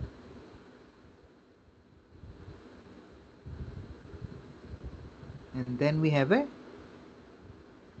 this is 100, and we have a cut here. Okay, what we do, we have a cut here, the cut is 25 mm. Okay, and this width is 76 mm. Why this width is 76 mm? Because this you see na, this whatever, so whatever this clamp that is holding this geosynthetite, this width is actually 76 mm. Okay, that's why you need to have this sample width also 75 mm. So this sample, if you draw like this is something like this.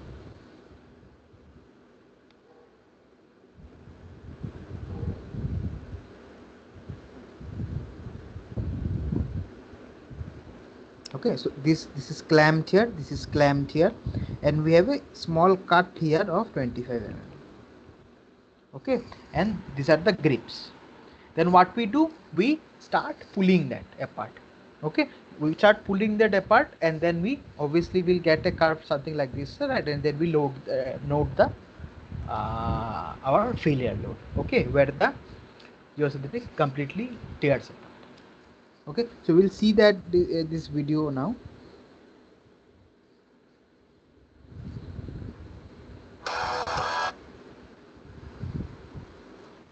Okay, see, so let me just rewind it back. So the start, so see here, so just so here you can see the cut, you can see the cut, right? So we have before the test begins, the sample has a predefined cut. Okay, there is a cut in the sample. Okay, then we start pulling the sample. So obviously it is going to tear apart.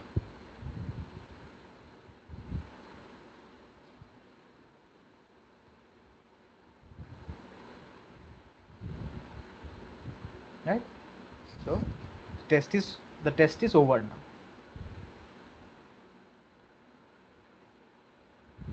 Okay, so with this what we are going to get, we are going to get some graph like that only, like this. This is a that displacement or say the strain percent, and this is going to be the load.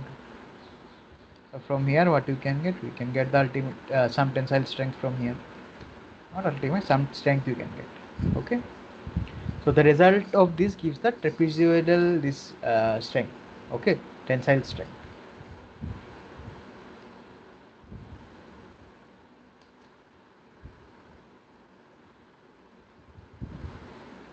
Okay, let us see this. Okay, now next we have this one more test known as the graph tensile strength. So previously in trapezoidal test what we did, we put one small cut there, right? We put one small cut and then we started pulling apart the sample. But in this one, the graph tensile strength, what we do is that we do not put any cut. What we do, we just directly clamp the sample and just start pulling it. Okay, why is this trapezoidal TR test actually used? That is used because, say, during the construction, there the geotextile, while laying down the geotextile during the construction phase, what happens? Say you are constructing a reinforced earth wall, and there you are using geotextile reinforcement. While you are placing the reinforcement during the construction phase, there is some tear or something like that, that those develop during the construction phase. So this test actually helps us to understand that in presence of those tears or cuts or damages during the construction phase on that geotextile, how long that geotextile is going to sustain the loads, how well it is going to survive in the loading conditions. That is why we are initially making a cut by ourselves and then pulling the sample apart. Okay, this is the novelty of this test. And then we have the grab tensile strength. So grab tensile strength is usual. Now you remember you told me that you are using you use, just a while back you told me that you use the geotextile as a separator, right? So why do you use it as a separator? Why do you use it as a separator? Where do you use the geosynthetic geotextile as a separator? To prevent the fine from coming. Especially in case of payments. What? Your voice is actually low. Especially in case of payments. Pavements, right? To Pavements. separate different materials. Yeah. Correct. So to separate the materials, say the subgrade and the aggregate, the subgrade layer, and then we have, say, aggregate layer over there. So to separate that, we use a separator. So in that case, say you have, so you have used this is my geosynthetic geotextile, and these are the big aggregates that I actually have. Okay, like that, like this I have some the aggregates, and below this so there are many other layers, then we will have some more layers and some more layers, then finally we are at the top we are going to have the pavement, and this is nothing but the subgrade. Okay, see, now when load is acting on the pavement, it is going to transfer layer by layer. So when it comes to this layer, what is going to happen there? Sometimes what happens, this and this aggregate is there, and we have one more aggregate here. So you are applying, the load is coming into this like that. So what is going to happen? Obviously, this aggregate is going to push these two aggregates apart, right? And here we have the geosynthetic geotextile. It is going to push that apart, push these two apart. Okay, so to simulate this action, this pulling apart action on the geotextile, what we do this graph tensile strength test. Okay, so all the specifications we are not discussing, for the specifications, the loading rate, these dimensions of the instrument, the sample dimensions, all these things, please refer to this ASTM standard. Everything is given in detail. Okay, so I am not going to repeat that now, just to save time. All right, so let us see this. So you can see the sample, the sample is actually kept between mounted between two claws, and then we just start pulling it apart. And obviously you can see that this is a this woven geotextile, right? If you see, let me play it slowly.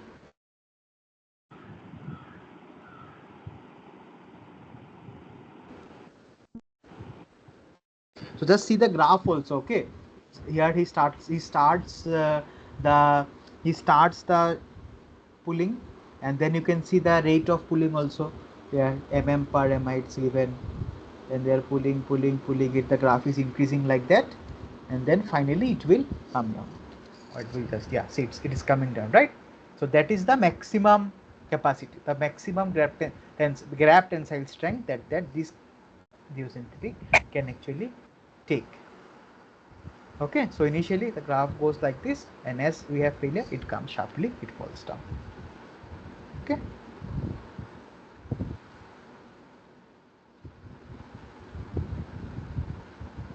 Okay, so he starts the test. Yeah, and it's increasing, increasing, increasing, increasing, increasing, increasing, and then it will come down. See, and here also you can notice that your what to say, this tearing has happened, right? Completely it has ruptured. The geotextile is the strands have completely ruptured. Okay.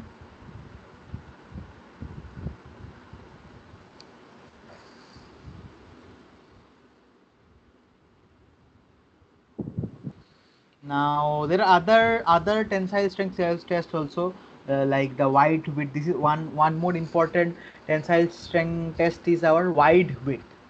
Wide width tensile strength the test on the geotextile. Okay, so here the width of the claws is very less, right? This width of width of this claw is very less, right? But there in wide width test, what happens? The width of the sample is quite large. Okay, so that is the wide width test.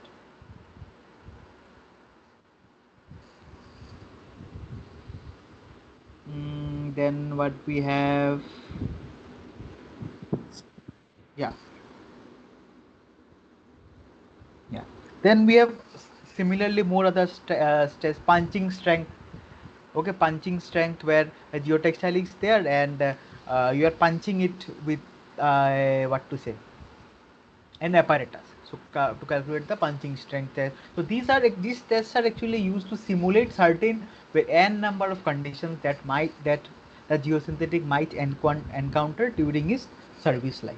Okay, or during while performing things function it might encounter. Okay, so these tests are actually used to simulate that. Similarly, we have CVR puncture test where the CVR MR you might not, yeah, CVR this MR you might have seen, right? So that is actually used to puncture the geotextile reinforcement.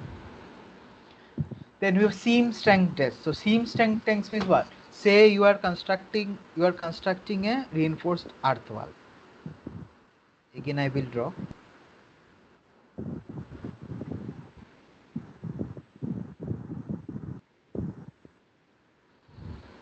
Okay, say you have a reinforced earth wall like this. So you have some say flexible. So these are the layers of reinforcement. These are the layers of reinforcement, and here we obviously we have soil, and there is some spacing of the reinforcement. So like this we have. So now in this direction, in the out of plane direction, like out of the screen direction, out of the so loads are mainly going to get transferred in this direction only, this lateral direction. Now what about the out of plane direction? The out of plane direction, see, you do not have a geotextile of infinite length, right?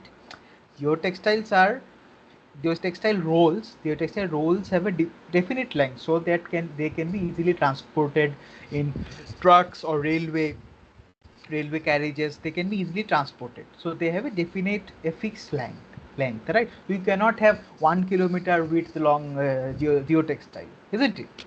So you have a fixed amount of.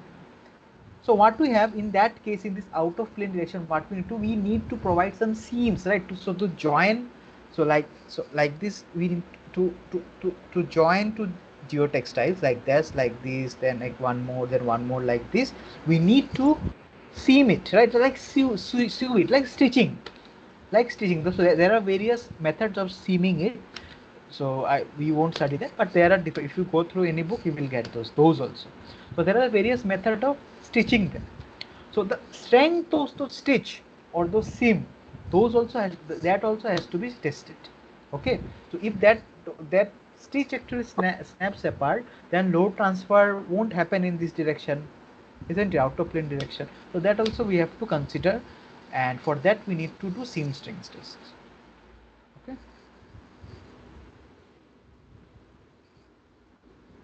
Yeah, let us see this. This is a punching strength test, okay?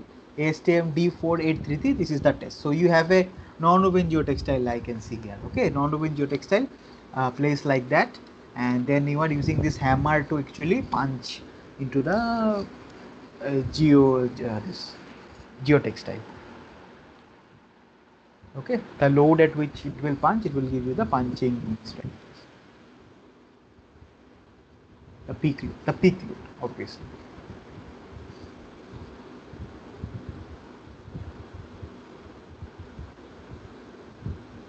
Okay. So one more time.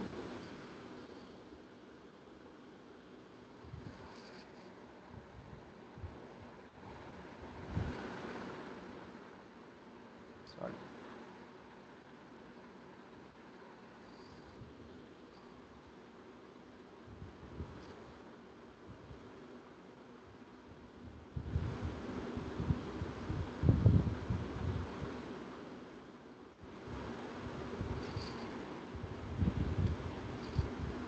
All right. സെറ്റാണോ ഗ്രൂപ്പില്? That's it.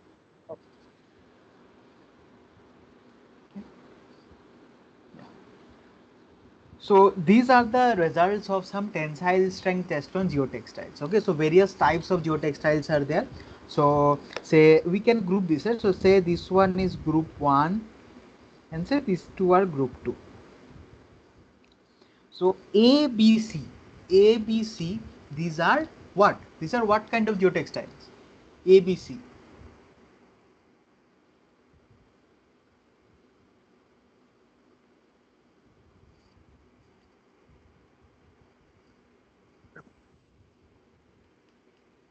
What kind of geotextiles are ABC? They are showing high strength, right? They are showing high tensile strength, right? So what kind of geotextile is written there already? Yeah, these are woven type of geotextile, right? And that's why. So previous. So before I had asked you where we are going to use woven geotextiles, right? So you told that for reinforcement we are going to use woven kind of woven geotextile, right? So why for reinforcement we use woven geotextile? It's very clear to you now, obviously, because the strength is very high. So in reinforcement, whenever we are using the geotextiles for reinforcement purposes, we are using what we are using in that case the strain that is developed is quite less. Okay, so we need low strain high strength.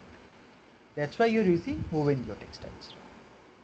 Now say we have to construct geobags or geotubes, right? We saw what geobags and geotubes are in the first class, right? In the previous class we saw what geobags or geotubes are. These are used for offshore, in offshore these projects, right? Geobags and geotubes.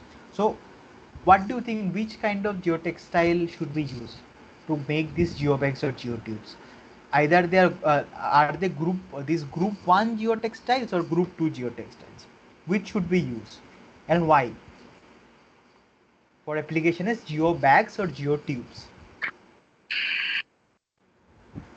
which kind of Group geotextile should we group one, use? because they have to withstand a lot of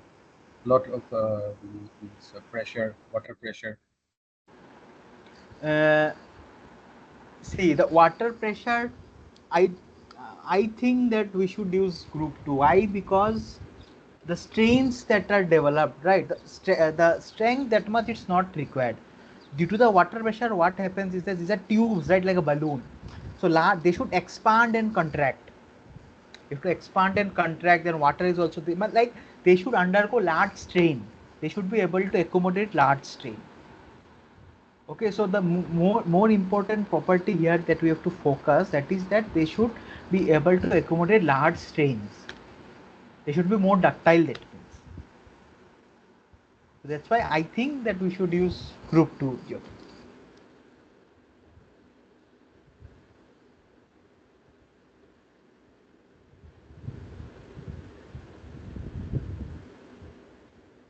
Okay, so the force that actually gets developed in this, so what happens is geobags and tubes are filled with some aggregate, right? some aggregate, and then they are kept. So the forces, obviously you can see, you have put a sack, you have put a sack filled with some aggregate at the seashore, or said the river bank.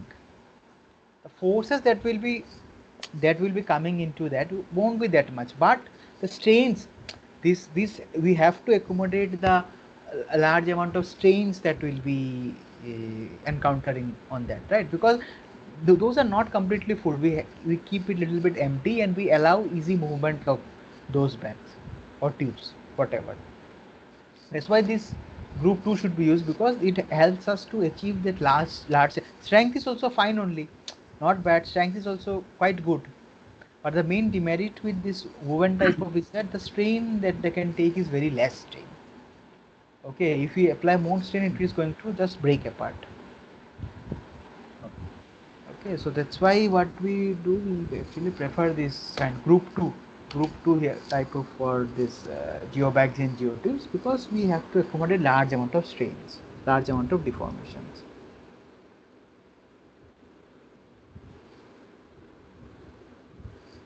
And similarly we have many other like this bird strength. What? So bird strength test, see, let me just tell you why do we actually need to study. Yeah, so bird strength test, why? So you have a geotextile place like this, so you have aggregate below this. Okay, so load is coming, right? So load is coming like that. So what will happen? So here also we have aggregate, some other aggregate, small aggregate, say, and between we have a large aggregate. So what is going to happen when load is coming? A reaction pressure is going to be acting on the geotextile due to this aggregate upward pressure. So for that, what will happen? This geotextile might get like torn apart. That's why this bar stand test is actually used. Then we have fatigue strength test. Fatigue means what? It long cycles of loading, long loading, unloading, loading, unloading, loading, unloading. So there are cycles of loading. So you are loading and unloading repeatedly the geotextile, and then we are noting down the strength. Okay, so obviously with increase in number of cycles of loading and unloading, the strength is going to reduce.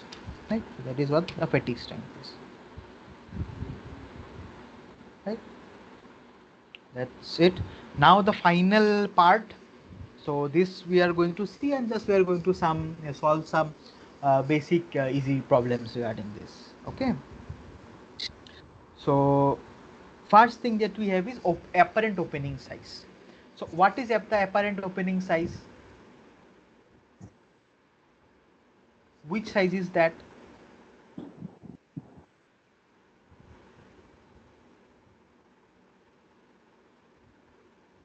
Which size is the apparent opening size? Will the active pressure side. Which one? Active pressure side. No. What is apparent opening size? I am asking.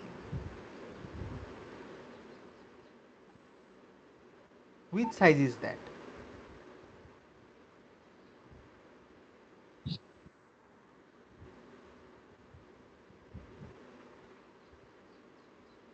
So see, this apparent opening size of a geotextile is related to what? Related to the fraction of particles that can pass through the geotextile. Okay, it is related to the fraction of particles that can pass through the geotextile. Okay, that this is apparent opening size is related to that. So for that, what we do is that all of us might have done, obviously might have done sieve analysis, right?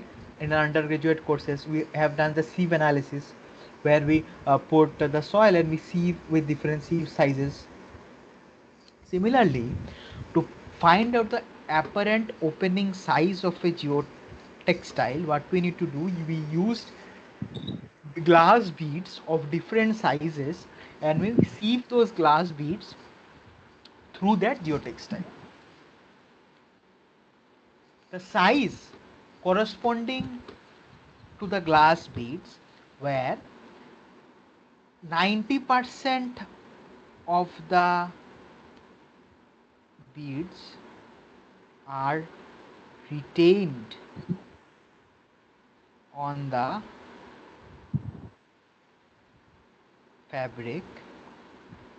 Okay, 90% of the beads are retained on the fabric. This is called the O95 size.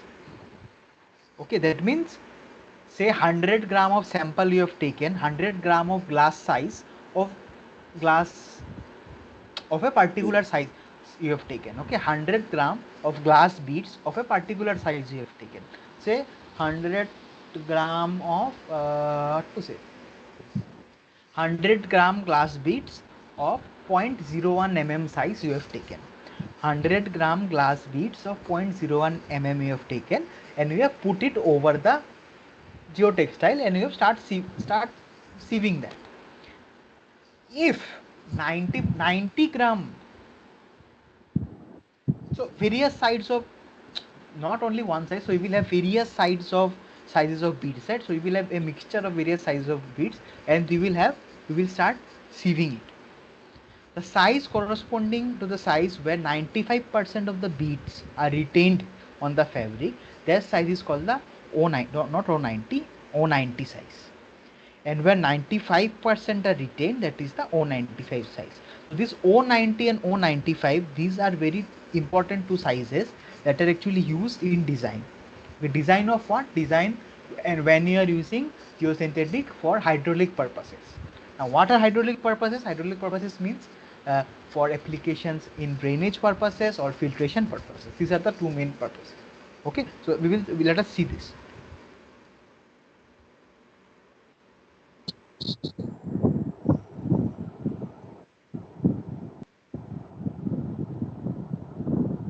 Okay, this O95 size is nothing but the apparent opening size. Okay, this is the apparent opening size. That means if say I tell you apparent opening size is 0.2 mm. So what does that mean? 90% of the aggregates are retained more than 0.2 mm. Yeah. So that means that 95% of the glass beads, total the glass bead that are retained, that like the total amount that has passed through the geotextile, that 5% amount, that 5% size is lesser than this 0.2 mm, right? That is what Yes. that means. Yeah. That means the percentage finer, 5% what is it? Percentage 5% percentage finer size is 0.2 mm. Okay.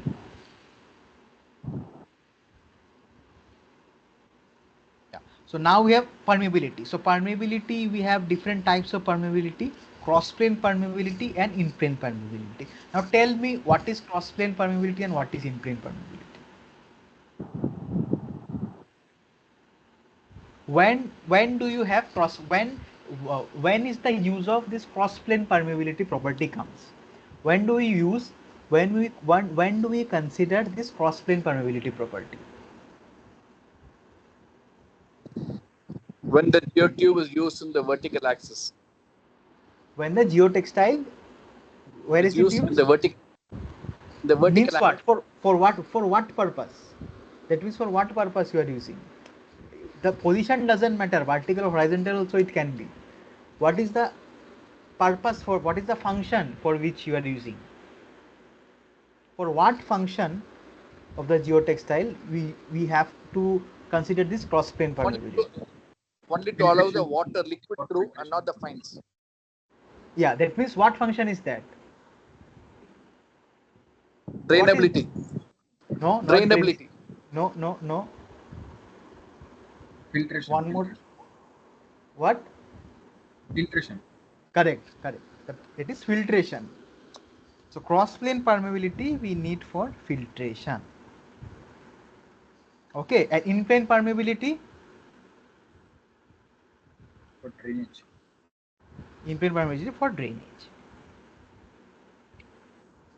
Okay, so in plane permeability means the water is, so if this is the geosynthetic, so water is flowing like this, okay, in this plane, and cross plane permeability means water is flowing like this for filtration. Okay, and this is drainage.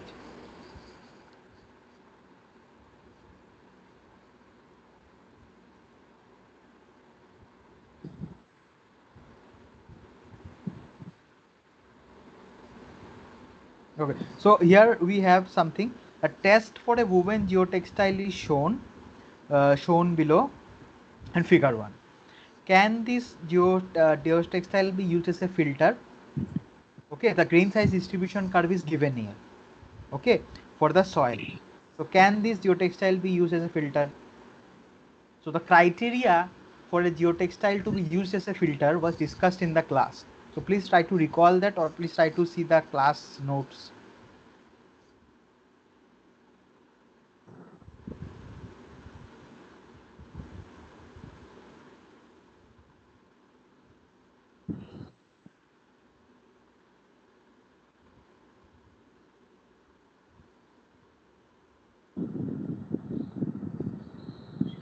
So how do you, what were the criteria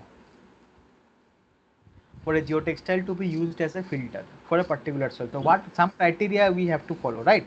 If you want to use a geotextile for filter with a particular soil, we have to follow some criteria. So what was that? See, the filter criteria,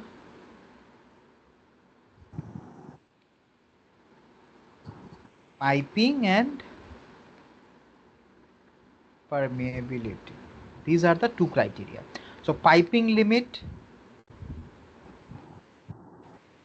is O90 of the geotextile should be less than D85 of granular soil. And my permeability limit is O90 should be greater than equal to the D15 of the soil. And two criteria, and O90 should be greater than equal to 0.05 mm. Okay, so please tell me the O90 and the O95 of the geosynthetic from this. It's already given.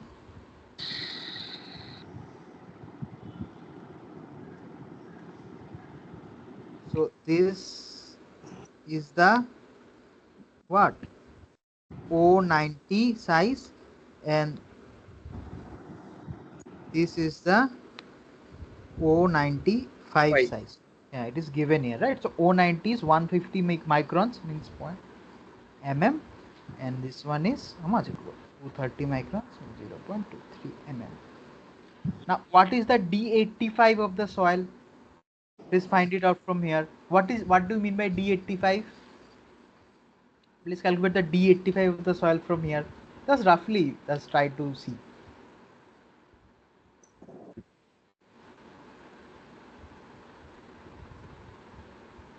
So D85 means what? Means this will be 0.8 mm. uh, 0.8 mm. 0.8. Let us see approximately how much here, then here, this, right? So how much? This is 0.1, 0.2, 0.3, 0.4, 0.5, 0.6, 0.7.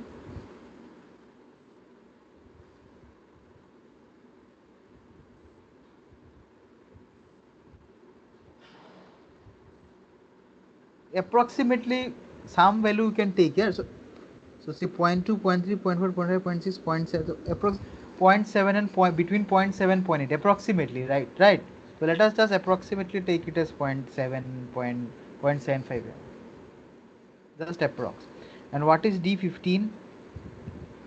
What is D15? D15 will be somewhere here, approximately, just approximate. Say 0.16 or 15, 0.16 say. Okay, so this is 0.1, this is 0.2, somewhat just say 0.16. Okay, now see if the criteria is satisfied. Tell me if the criteria are getting satisfied. O90 is less than D85, checked, right? O90 is greater than D15. Is O90 greater than D15? Yeah, fine. Okay. How? O90 is not greater than D15, right? D15 is 0.16.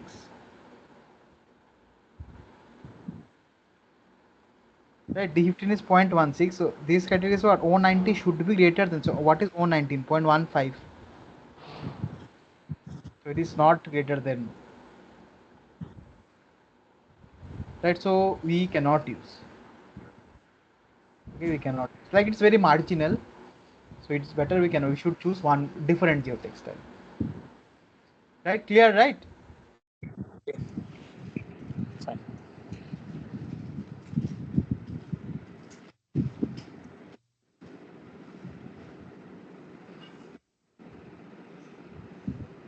Okay, so cross plane permeability. So should I do or should we do in the next class? Because today already we are late. 5:20. Not much. We have just some one or two problems to solve. Go ahead.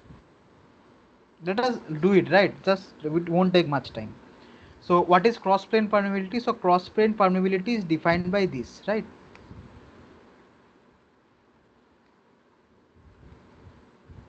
Delta H into A. This is the for constant head test. Constant head test this. So we get 2.3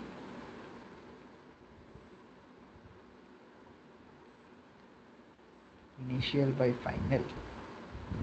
Okay, this is the constant head test, and this is if the test is the falling head test. Okay, so two types of tests are there: constant head test where the head is kept constant, and another is the falling head test. Okay, where the head actually varies. So this is the initial head, this is the final head. Okay, initially some head is there, and then we reduce that, these are the final head.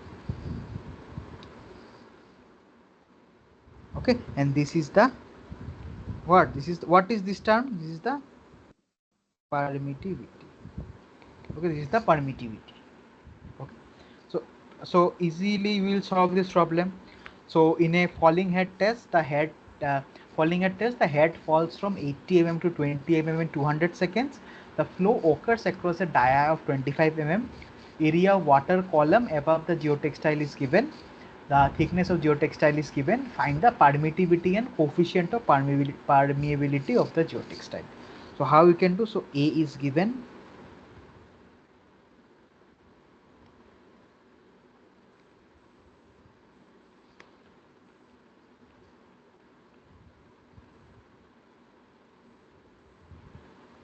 Pi by 4 into this much will be 4.91 minus 4 meter square. H naught is 80. H final is 20. So permittivity is nothing but 2.3 A delta T by log base 10 H naught by HF. So if you put everything there, you will get the permittivity as 0.27 second inverse. And how to find out the coefficient of permeability from permittivity? K is nothing but this times the thickness. So 0.27 into 0.5 is equal to 35. What is the unit? What is the unit of coefficient of permeability? What is the unit of coefficient of permeability?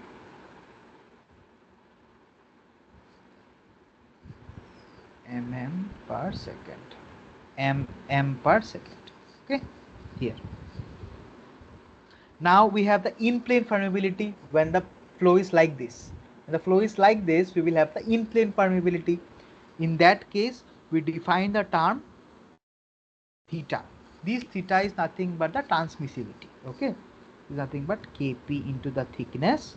So now the flow is happening across this flow is happening across this cross section. Okay, across this cross section. Before the flow was occurring across this cross section. Now the flow is happening across this cross section. Q by IW, where I is nothing but delta H by L. This is for the constant head test. Okay, now to determine the in-plane permeability, we have a test called the gradient ratio test.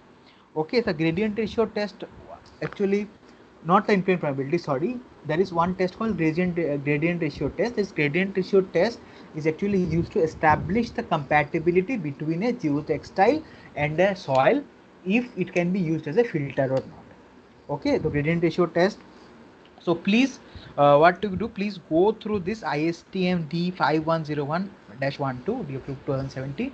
Go through that, the gradient ratio test, everything is given very properly, nicely with diagrams, so you will be able to understand this. Okay.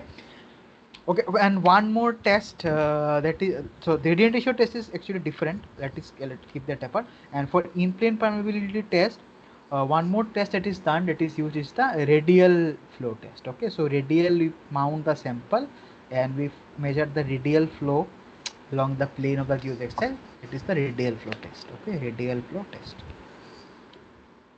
Okay, so let us see this problem in plane permeability test using radial apparatus. It is for the radial test. Okay, radial apparatus is what? A circular apparatus is there. The geosynthetic is placed in that apparatus, and the water flows actually occurs radially. Okay, water flow occurs radially. Okay. So an in-plane permeability test using radial apparatus, 1 liter of water is collected in 60 seconds. Head difference is 300 mm. The outer dia is given, the inner dia is given. Okay, the outer dia is given and the inner dia is given. The flow actually occurs like this. Okay, radially across Earth. Find the transmissivity and the in-plane permeability coefficient if the thickness of the geotextile is 2 mm. So I will just directly do it for you. So outer dia is 300 mm, inner dia is 50 mm. And what is the flow? What is the flow? 1 liter in 60 seconds, right? So 1 by 60 gives us 0.0167 liter per second. Okay, now the transmissivity is given by Q ln of d naught by di by 2I pi h. So we'll get 1.67. This is in SI units, 1.67 into 10 to the power minus 5 meter cube per second, minus 5 ln 300 by 50 by twice pi into 300 into 10 to the power minus 3. 300 is what? 300 is the head difference. Okay, 300 is the head difference. This 300, and this 300 is the dia, outer dia. 1.587 into 10 to the power minus 5. Right. So from this, how to determine the in-plane permeability coefficient? So transmissivity we got, right? Now from here, how to determine the in-plane permeability coefficient? That is Kp, nothing but theta by thickness. So 1.587 into 10 to the power minus 5. What is the thickness? 2 mm. 2 into 10 to the power minus 3. It will come out as 7.94 into 10 to the power minus 3 meter per second. Okay, so take, while you solve these problems, take very clear, very much care of the units, else you are going to do mistakes. Okay, take care of the units, then we will be fine. Okay, done. So we have done almost everything, and other properties like abrasion resistance is there, say you are placing the geosynthetic somewhere, right? So soil is going to obviously abrade it very much. So right, so with that, if you want to determine, so abrasion resistant test. Then for durability, you have several different tests. You put in some water or some chemical. Say you want to find out whether your geosynthetics is like safe, or it will last its design phase if you are using it in some offshore purposes, like say as a geotube. If you are using it, then salty water is constantly hitting it, so it should last the chemical action of that salty water, right? So what you do some durability test. You put the geotextile in salty water, then put it keep it for certain days, then again you put on certain days, then you see what changes in strength that is happening, all those things. These are the durability tests. Okay, and overlay, this is nothing but a overlay is overlay. This is one more function of a geotextile, where this geotextile is actually used as a overlay protector for a pavement. That's all. Okay. And apart from that, for the testing of geogrid, okay, so geogrid, so testing of geosynthetic, so geotextile, we saw this tensile strength test, this grab tensile strength test, wide view tensile strength test, all this strength test we saw for geotextile. Now for similarly for geogrid, we have several properties, same of apparent open aperture opening size, percentage opening area. Means geogrids are what? Geogrids are like this, right? Net like something like this, right? So this size of these apertures, that is a property. And what is the area of total area in 1 meter square of this geogrid, that is also a area, that is also a property. And thickness of these ribs at the junctions where this is joint, these ribs, these are ribs, right? So where they are joining, this thickness of these ribs. Okay, this all these various properties. Then the strength of these junctions, or strength of this junction is also very important, because as you know, geogrids are used for reinforcement purposes, right? They are used as reinforcement. So thus so the junctions of these geogrids, it should be very strong, right? So we need to do some tests to find that out. So one of these tests is this one, right? This where this, see, you can see this geogrid being pulled. Okay, the geogrid being pulled and finally it breaks like that. Okay, so for testing a geogrid, you should ensure that, so this, if we, can you tell me what is the length or the number of junction criteria for geogrid tensile strength? Can you, if you remember this from your class, what is the minimum number of junctions that you should have for testing it?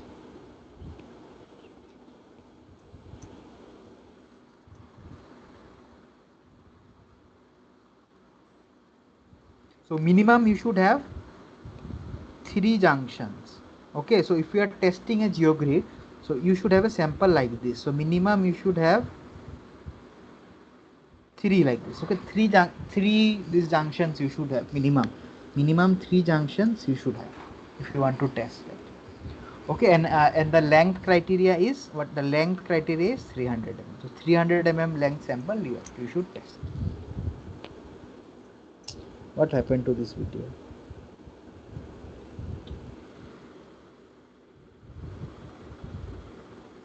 Yeah, that's all. Saw that already. Right, and what more?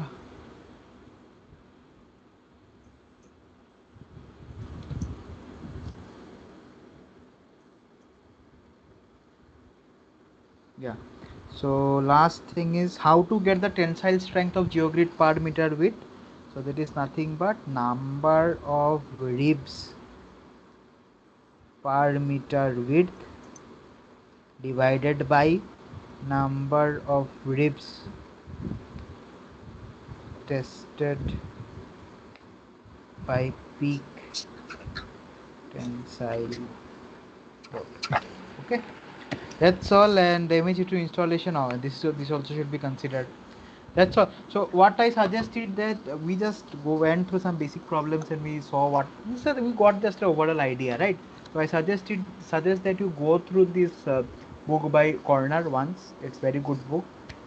Everything is given very properly, very nicely. Robert M. Corner, Designing with Geosynthetics. That book you can follow just for a basic reference, easy reference, very easy, very in simple languages. That book is written. It is very nice book that you can go through. And obviously this class lectures, whatever is taught by Professor Rajagopal, you should go through that very nicely and you should solve all the problems also. Then you should be fine for it. Okay. So thank you for attending today's session. And we got a little bit late today, so yeah, so that's why this we had to end also late. So sorry for that. And in the next class I will try to like start and end within time. So actually, if the discussion, if we have a little bit lots of problem to solve, or if you have a little bit more to discuss, then it really takes a little bit more time. Else we can finish in 2 hours. Okay, so I will try to finish in 2 hours the next class from 3 to 5. The previous class also we just discussed the basic stuff. We had started at 3, we ended at 5 by 5 o'clock, and today just we got a little bit late. Okay, so sorry for that. And the next session is going to be on 11th of August, next Sunday, right? 11th of August, if I, yeah, 11th of August, same time, 3 p.m. to 5 p.m. and we will try to wrap up everything by 5 p.m. in the next class. Okay, and if you have any doubt, please feel free to message me in WhatsApp. My number is 787-387-2969. I would like that here. So this is my number. Wait. Yeah, so this is my number. You can message me in WhatsApp, and my email ID or you can message me or can mail me there also, any time of the day. Please feel free to ask me anytime anything, and I will try my best to help you out. And yeah, so sorry that we had to delay the class a bit today, and let us meet in the next class, 11th of August, Sunday, 3 to 5 p.m. again, and we will try to finish the next class within 3 hours only. Okay, thank you, and please take care and be well. And all these PDFs, whatever, it will be uploaded in the link, and this video will also be uploaded for future reference. Okay, this PDF I will upload, that you can download this and see. Okay, thank you so much for attending, and Thank you. have a Thank you. thank you.